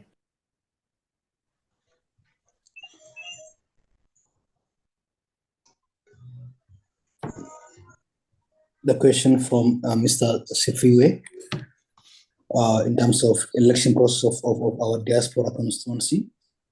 The legal framework is very clear, and election, as rightly indicated by Mr. Osei, will be managed and supervised by the Office of the Legal Counsel based on the election guidelines to be developed and approved by the Legal Counsel. Currently, we have an election guideline that oversee the election of CSOs at the continental level. But we know that election for the diaspora has its own peculiarity, its own specific, like features. So definitely, we will develop an election guideline that speaks to the peculiarity of that constituency. However, you cannot conduct election by yourselves, to be frank. That put your legitimacy into question. And the reason we have the diaspora legal framework is to guide the participation of our diaspora constituency into the ECOSOC General Assembly. And the law is very clear that you'll be allowed to engage and interface with ECOSOC and AU at large through a legal framework approved by our policy organs. So definitely, my advice that the only legitimate body to conduct election and constitute the diaspora membership is the legal office of the African Union based on the election guideline we develop. Of course, we will encourage you to interface with the Banjul Commission. You don't have to be a member of ECOSOC for you to interface with them. So long as you have an invitation from Banjul Commission to attend, you can always attend. But for us to operationalize that 20 seat of our diaspora CS organizations, definitely you'll have to wait and go through our own due process. Without that, you lack the legal base. At the same time, you lack even the legitimacy to act accordingly, because once you are elected, you'll have to come and attend our meeting. And for you to come and attend our meeting, definitely you'll have to comply the rules approved by our member states. The intervention from Lola, we thank for your positive and very encouraging word. We are more than happy to work with you, and we appreciate your pledge to support ECOSOC. Madam Poole, apologies. In terms of other sectors, when you look at the ECOSOC statute, the way it defines CSO is really broad. It reads verbatim, by the way. CSOs include, but are not limited to, the following. You have social groups, such as those representing women, children, the youth, the elderly, and people with disability. You have professional groups, such as Association of Artists, Engineers, Health practitioners. The list goes on and on and on. It's a very comprehensive list. You also have artists. So definitely, you are eligible to be part of that 20 diaspora CSOs. You have that right to apply. And then if you are elected to join the ECOSOC General Assembly, and definitely we do appreciate your role. You bring in a historical role to these organs. Definitely, we are more than happy to have you. Again, in terms of who is eligible, how do we define CSOs from eBank? Again, when you look at the definition of CSOs, it's very, very broad. It's very broad, sorry. It includes social groups, professional groups, NGOs, community-based organizations, volunteer organizations, and cultural organizations. But for you to be eligible to join the ECOSOC General Assembly as a diaspora CSO, the first requirement and the first question you have to answer is that, are you registered in a country outside of the continent? It may be in Europe, it could be in America, it could be a country in Asia, in Oceania, but the first requirement is registration. Because as an organization, legally speaking, you are required to have a legal personality. And we prove that when you show a certificate of registration. However, if your organization is registered in Africa, you are eligible to apply for the continental CSOs, not necessarily for those in the diaspora, because for the continental CSOs, we have more than 130 CSOs eligible. So you can be part of that. So registration, ask yourself, am I registered outside of the continent? If you are eligible for the diaspora participation. If you registered within Africa, and that means you are a CSO eligible for continental membership. So that distinction should be there. From Holiet, in terms of historical diaspora, who chose to return to a mother land, again, the issue of registration comes into play. If you are now a historical diaspora registered, say, in a country A in Africa, that means you are eligible to represent that country. For example, say Ethiopia, if you are registered, because you said you are currently in Addis, assume that if you are registered in Ethiopia, that means you can apply for ECOSOC membership at the continental level. And that is the requirement you have. So the issue of registration is very, very important. Where you registered is how we qualify you, whether you are eligible to the diaspora or continental CSOs. In terms of eligibility for nomination, there is no room for nomination. You can apply at any time. As soon as you see a call for application, by your own volition, you can go and apply. There will be a form you're going to fill with a profile of your organization, your objective, financial, like requirement, audit requirement. You have to fill that form and apply as an organization, of course, because ECOSOC is an organization-based membership, not individual-based membership. So anyone can apply as long as you are an organization registered as an African diaspora outside of the continent in the 5 regions I mentioned earlier. Now, in terms of eligibility to vote, assume in a very simple term, from Oceania, we received 200 applications. 200 organizations applied to that call for application. Out of the 200, say 50 met the eligibility requirement. That now 50 CSOs will constitute the electoral college. Those who are qualified are the ones who are going to vote, right? Among yourself who are qualified CSOs, you will vote. And going forward, the election guideline will give you additional information. But in terms of eligibility of voting, those who are qualified after an evaluation process are eligible to constitute the electoral college and then allowed to vote. Either you can vote for yourself, or there are lobbying going on across the board, but ultimately you will have to vote. A nomination, you can nominate yourself. It's because the fact that you are qualified, you are already nominated. And then you are also part of the voting process. Same thing for Mr. Kumba, in terms of who's going to vote, is those who are qualified after application will create the electoral college and they will vote to elect 2, for example, organizations from the Oceania, 10 from Americas, and so on and so forth. Of course, the principle of one organization, one vote is a principle within the African Union. Racial discrimination, for historical reasons, we cannot allow an organization that discriminate along racial lines is a no-go for us. Based on, if you discriminate based on political affiliation, based on race, based on religion, we do not accept you. And for that, our reference point would be your constitutive document. We are looking at your constitution, your statute, we see your purpose, your objective, your membership.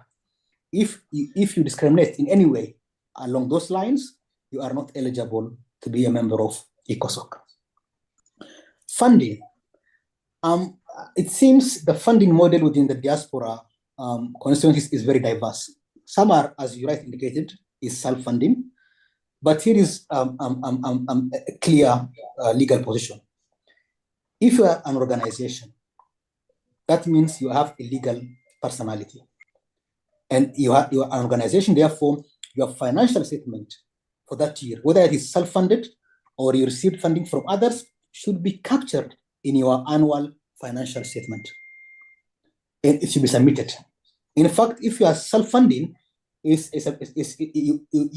are eligible easily, because the first requirement is that contribution from members of the organization itself.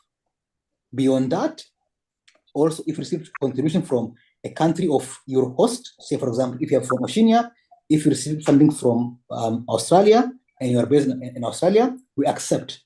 But provided that those funding do advance the empowerment of your local constituency or is targeting developmental initiative in African continent.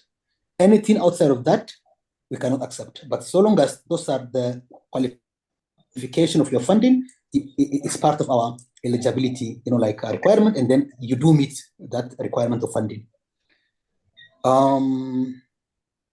Makongo from Uganda, it seems you have a registration in Africa. If your organization is based in Africa, registered in Africa, you can represent Uganda, for example, at the national level and apply for ECOSOC. Of course, definitely if you meet the eligibility criteria. So the issue of registration should be taken very seriously. And even when we receive your application, the first question we ask that, where are you registered? If it is in Africa, that means you're eligible for the continental CSO application. If you're registered outside of Africa, you're eligible for the diaspora CSO membership. Those elements will have to be taken on board. Mr. Kagete, thank you for your intervention, very positive intervention. We do accept your call for collaboration, definitely. In fact, this is a good starting point for us to collaborate and to know each other. And going forward, definitely we'll be having similar interface for us, like to know one another and to potentially collaborate within the mandate of the ECOSOC.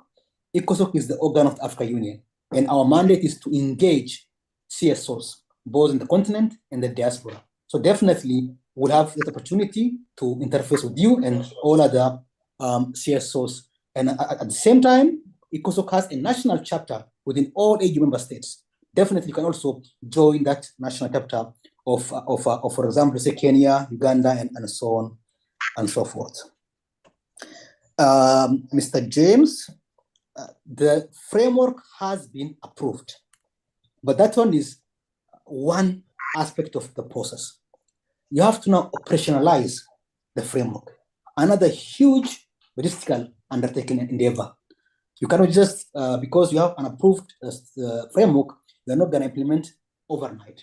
There are processes, we need funding, we need a system in place for us to implement that framework. So between now and January, we'll be in the mode of operationalizing the document. Number one, we'll have to request for funding, because the voting system will be a digital voting system. We'll have to develop the system. We'll have to engage in periodical sensitization and awareness creation. We'll have this kind of town hall meeting every month, hopefully. If not every 2 months, we'll have this team, subject to availability of funding and all that. So definitely, it's going to be a lot of work between now and then when we issue call for nomination. And we expect to issue call for nomination around January 2026. The first quarter of 2026. In terms of election framework, you see, if now assume that ideally, even if you are elected into the current GA, you only have a year and 6 months to serve. You're not going to serve for 4 years. So you have a very limited membership. In fact, you will be disadvantaged, if you will. So for us, as per our rule, you will have to serve the full 4 years mandate. And for us, we want to have that thing starting from 2026, right? So in terms of framework, timeline, number one, you have to look at the timeline for operationalization of the framework. And number two, once you fully operationalize the document, you receive call for nomination. After that call for nomination, we'll receive applications from various regions of the diaspora upon the end of the deadline, and then I will open those applications to evaluate their applications in line with the eligibility criteria. And those who meet the criteria now will proceed into the election process. And then we'll vote to elect the 20 diaspora participation from the 5 regions identified by the framework. So it's going to be a long process, but we don't want to go for a shortcut, because we want to do it the right way, following all the due process within the African Union, as well as it is defined in the legal framework approved by the Council. Over to you, Nana. Thank you so much, Mr. Bekele. So I think what we would do, ladies and gentlemen, because we are 27 minutes behind the allotted time, but I did promise that we will come back for one last round of questions, and there are 5 hands that I didn't get to from the last set of hands that were raised. So I'm going to propose that we go to these 5 participants so that they can ask their question. Then I know there've been more hands raised in the meantime. I'm going to have to appeal that perhaps we continue this conversation either offline. We will leave our contacts in the chat box. We also know, I was just checking the chat box, we have almost 200 entries on the chat box. In the Q&A, so we're going to have to do some work around that to make sure that we are able to capture all of that, and then get the requested information over to you. We are indeed going to be making this a regular endeavor. Every quarter, we'll try to have this conversation every quarter as we ramp up the preparation. So with that, begging your indulgence, let me get to the last 5 questions, and then we can conclude today's session, awaiting our next engagement in the next couple months. So let me request General Malachi Fore to take the floor, sir, if you can hear me. General Malachi Fore. Yes, I can hear you. Can you hear me? We can hear you. Oh, yes. Okay. Can you hear? Okay. So thank you so much again for this forum. Merci en pile pour Haïtien yo k'ap tande. I wanted to have 2 questions, actually. The process, we appreciate it again to have representation for the 6th region. We represent the youth of Haiti, Ethiopian World Federation, Local 119, Jeunesse pour Haïti, Conseil. Et puis, Sanat Monday, what we're asking is that we've heard that governments are not allowed, meaning that you only have civil society organizations and faith-based organizations. Is there a way that you can reconsider, because that would exclude the Provisional Government of Republic New Africa, Moorish Tribal National Government, and other dozen of tribal government representations for the diaspora of the 6th region. So, s'il vous plaît, nous besoin de représentation pour Haïtiens, spécialement si c'est un gouvernement pour jeunesse, faut que participer dans le processus. So, s'il vous plaît, if you can changer ça. So we thank you very much for the response, and we're looking forward to working together to represent the youth of the 6th region. Merci un peu. Merci beaucoup. Merci à vous, Madame. So we'll move on to Minister Lazarus Nazari. Minister Lazarus Nazari, if you can hear me, please take the floor, sir. Give thanks. I'd like to also give thanks and great applause to you for the works and coming into the platform. My question is, as a member of the Ethiopian World Federation also, is the engagement of this with ECOSOF, how is reparative justice, and when does reparative justice begin? And in the economic aspects, how can you say non-political and deal with reparative justice when we're dealing with oppressive governments? And are you coming in that aspect of assisting the liberation so that we may operate in economical sustainable measures as liberated people? Or is it just for sake of the seats? Because is this reparative justice? And I just want to know, when does it begin? Is that the mission of this engagement? What is the mission of this engagement? Give thanks. Thank you. Thank you, Minister Nazari. This is well noted. Let me move to Secretary, Global African Congress, UK. Greetings, everyone, and thank you.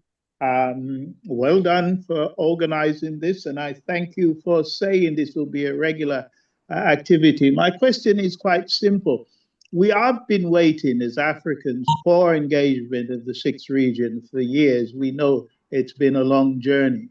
I'm concerned that if everything is not in place in time for the 2026, is there a triggering mechanism that will ensure that the elections happen regardless of the stumbling blocks that have been in place for quite some years? Is there a trigger mechanism?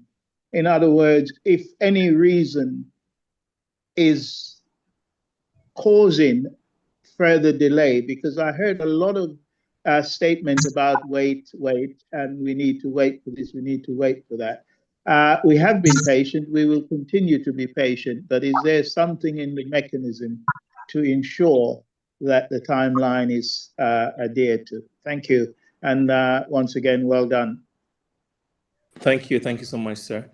Let's move on now to Mr. Bongo Wisely. Mr. Bongo Wisely, sir, if you can hear me, please take the floor. Yes, sir. Greetings. Can you hear me? Yes, sir. Please proceed.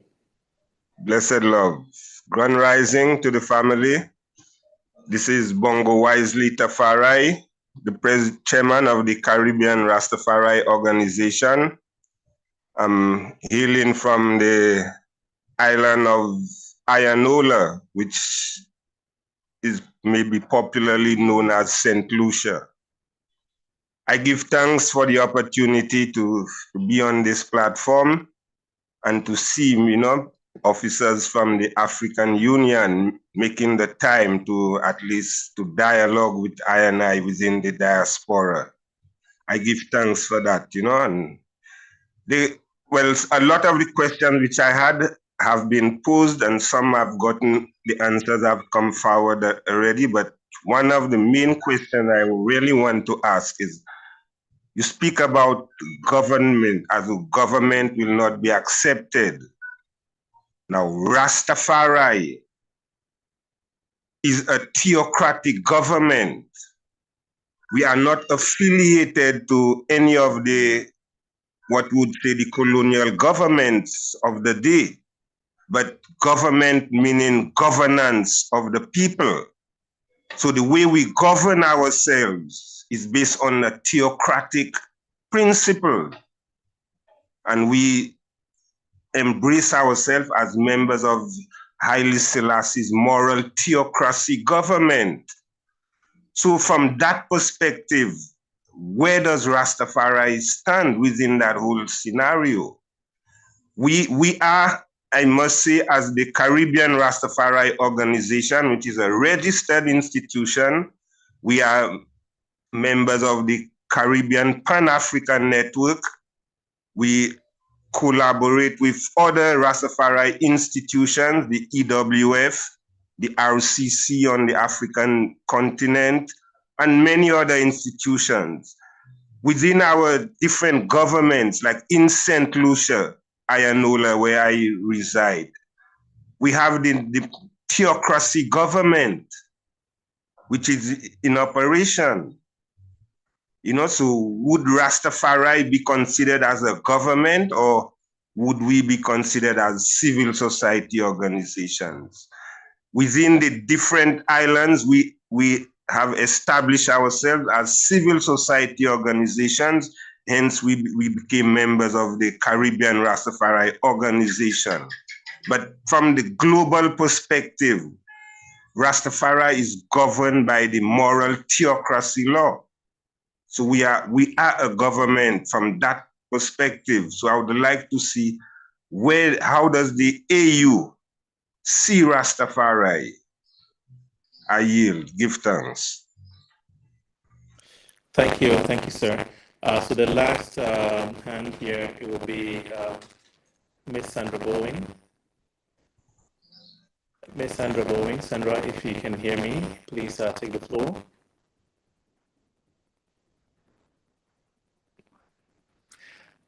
I think we've had issues with Sandra. I see Ras Iya, Ancients, will be the last person I call on. Ras Iya, Ancient, please take the floor, sir or madam. Greetings and love. Yes, sir. And here I pick Ras Iya, Ancient. And why I'm farmer this moment, AU and situation. From what always it said, let's say we can come, but they are in the world and God said, good night, because wherever you are in the island world, blessed of God. Sir, Ras Aya, I'm sorry to interrupt, sir. We are really having a hard time hearing you. There seems to be some sort of disruption on your line. Can you hear me now? I think it's better now, yes. Please restart. Yes, give thanks, my brethren. I would like to say greetings to the family, wherever you all are in the diaspora, in the region, or wherever the love of the Almighty. Keep everyone here safe, and even who are not here, because we have to look for our people who are not here neither. Now, I heard some reference and some discussion for you. I'm just newly to this format of what the region is about. Or what I listen and hear, I find that a lot of things are being displaced to our people who are not really caught on the discussion of this prior to African unity. Now, if we're looking at the unity of African people, because we know no Caribbean, no American, we are all African people. So we wanted to reach to the wider section of our people who are not even on this platform, so we can be betterly informed for the progress of our African unity. I would just like to say, keep the work going and do not call our brothers and sisters, no sir, no madam. Let us put our emphasis as African people. We no sir. We are African revolutionary. You all have a blessed day. Give thanks. Thank you. Thank you so much. We appreciate it. So I think we're going to leave it here in terms of the Q&A for this particular session. We will go over the questions. I want to assure you that this will not be the last opportunity for us to have this interaction and dialogue. So if we haven't been able to get to everyone, we will have opportunities to do so. We just call on you to remain connected and engaged with us. We will obviously share as much information as widely as possible in terms of the next opportunities for us to dialogue like this. So while Mr. Bekele comes in to give us the answers to the last set of questions, I just wanted to touch base quickly on the intervention that touched on reparations, I believe. Yes. So as you might know, reparations is actually the theme of the year 2025. And the fact that it actually got placed on the agenda of the African Union for them to designate it as a theme for this year was in no small part through the advocacy that has been conducted by ECOSOC, with support from obviously our colleagues and partners and collaborators in the African diaspora. So this particular mechanism obviously is not necessarily going to be used as a vehicle necessarily just for reparations, but I think it all feeds into the renewed energy and momentum that we have within the African Union on some of these issues. So I absolutely would like to invite everyone to stay connected with us and to be part of the overall institutional programming that we will develop for 2025 as part of the theme of the year. Reparations is a key area of work that we are all very happy that the African Union has decided to pay this level of political attention to. As you can imagine, it's a topic that is not necessarily palatable in all rooms and in all avenues, but the fact that our member states unanimously have converged on that topic and said this is something that we want to burn some political capital around. We want to be able to have these uncomfortable conversations globally and to line up behind a common African position on reparations and the program of action, I think is a really amazing opportunity that we have. I think everybody on this call, if you are on this call, you are interested by the topic of reparations. ECOSOC is going to be taking a leading role in the advocacy that will be necessary around this question of reparations. We have already consulted widely and put forward a civil society white paper on reparations within the African Union, which is available, and we can share that as well. It's on our website also.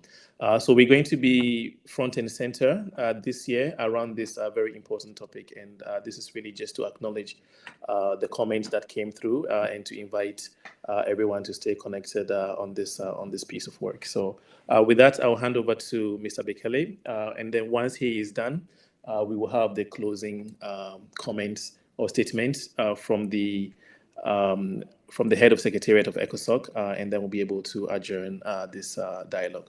So, Mr. Bekele, you have the floor.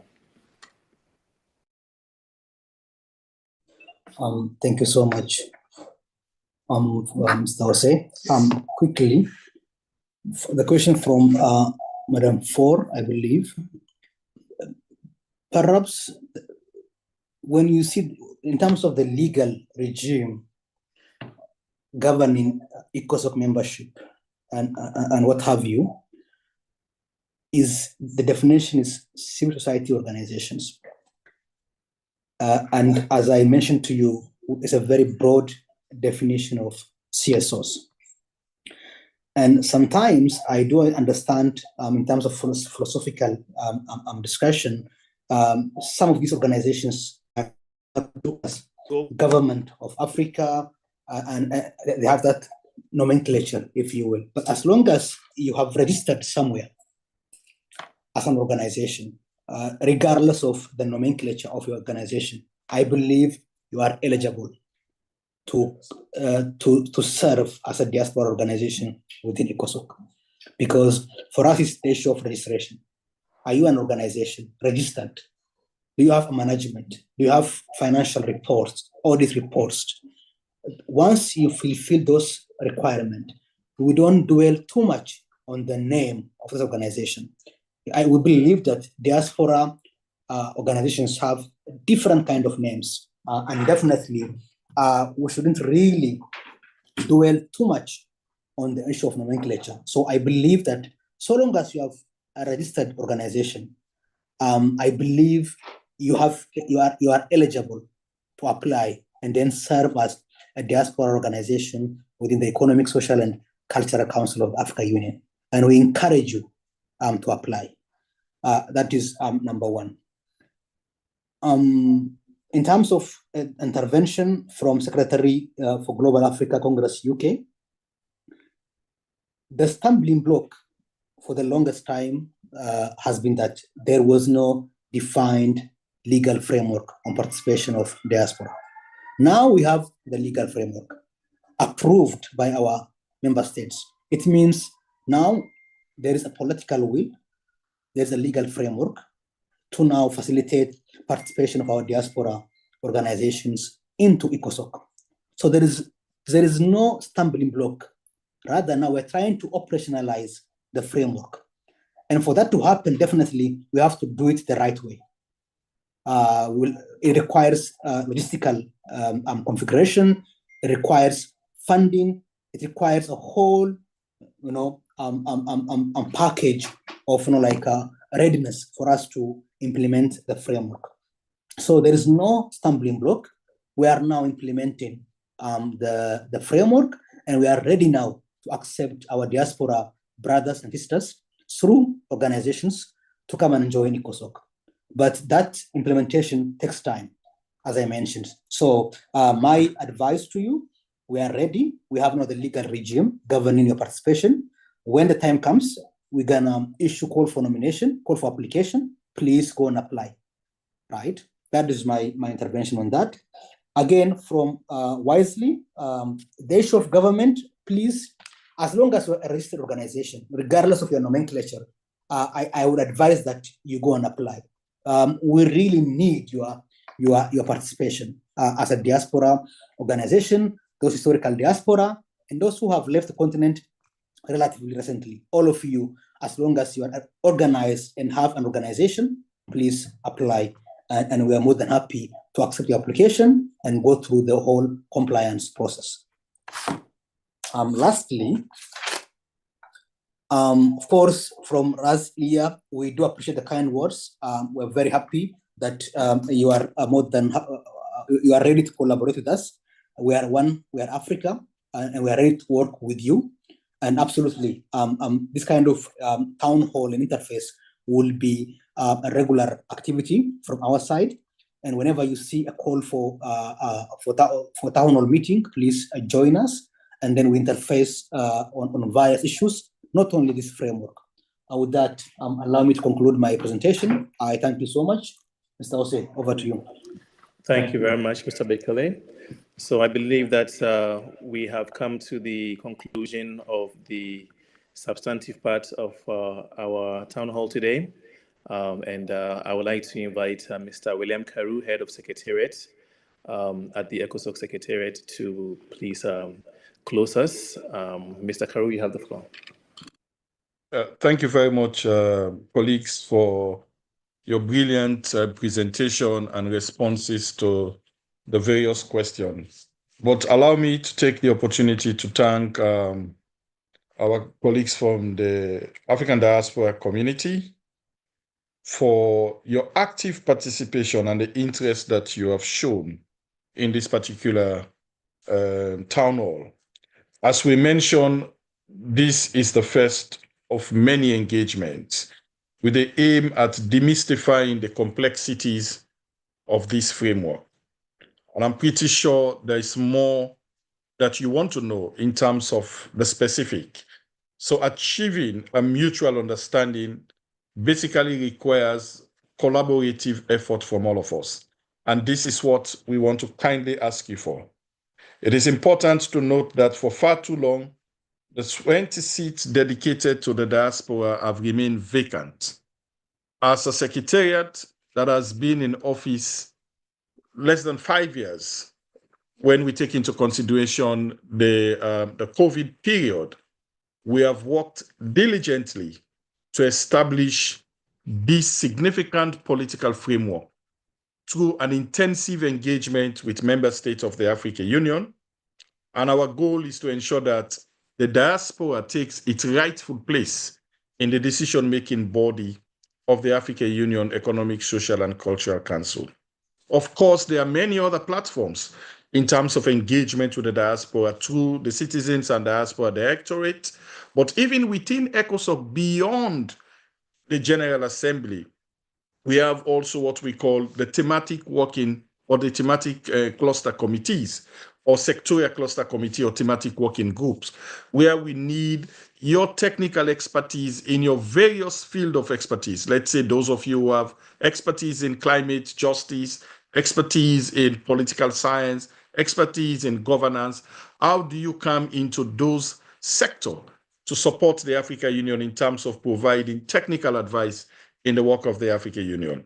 I would want to say we recognized that many of you on this call, and even those that are not on this call, have been active players in this field.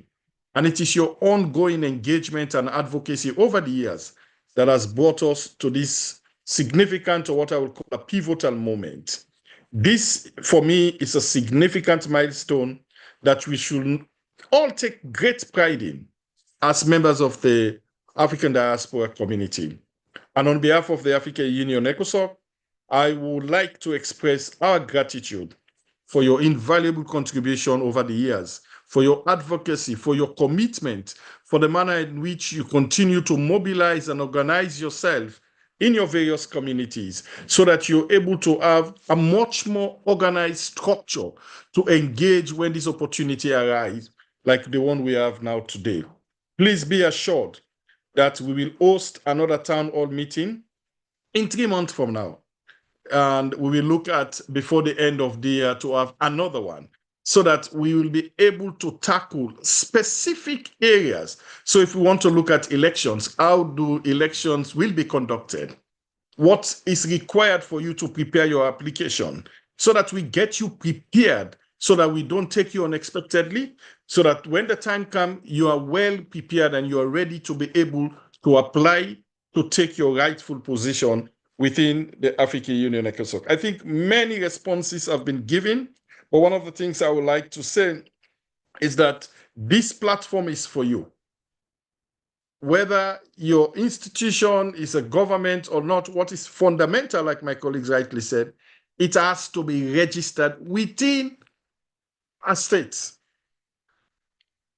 If you are a government, then it means it's a different interpretation altogether. And therefore, we have to look at an organized structure.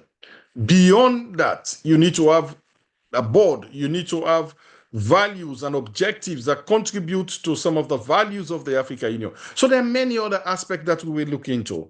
So we want to assure you that as a secretariat, we'll continue this engagement. And in 3 months from now, we will have another town hall meeting. And this town hall meeting will look at how do we prepare our applications. what are the processes, what is needed. We'll give you sample of those things so that you see. We'll give you examples of how applications processes are done so that you prepare yourself. We give you a clear picture of how the election will be conducted. So this first meeting will not answer all the questions, but at least it has provided a general overview so that you have a better understanding. So let's continue to engage. I want to thank you once again for your commitment to the diaspora community. And as ECOSOC, we have an open door policy. We will continue to respond to your questions, send them through our various social media platforms, send them through the African Union ECOSOC email address, and we will definitely provide responses to some of those questions. Where we are not able, we will put them together. And when we meet next, we'll definitely be able to respond to them. Lastly, as we prepare for the next call that we'll announce, please continue to invite other diaspora community members so that they can also benefit from this conversation, they benefit from the information, so that we all will move together with one accord. Thank you, and have a wonderful afternoon or morning or evening, depending where you are connecting from. We remain at your custody, and whatever you need from us, like I said, use the appropriate channel and we'll definitely respond. Thank you, and back to you, Mr. Hussein. Thank you. Thank you very much, Mr. Carew. And so, ladies and gentlemen, this concludes our town hall for today. We thank you so much for your availability, and we will come back to you with information on the next one. Thank you so much, and have a good day. Thank you. Give thanks, and keep up the fight. The revolution is here. Black Heart Along. Thank you. Question from Kenya.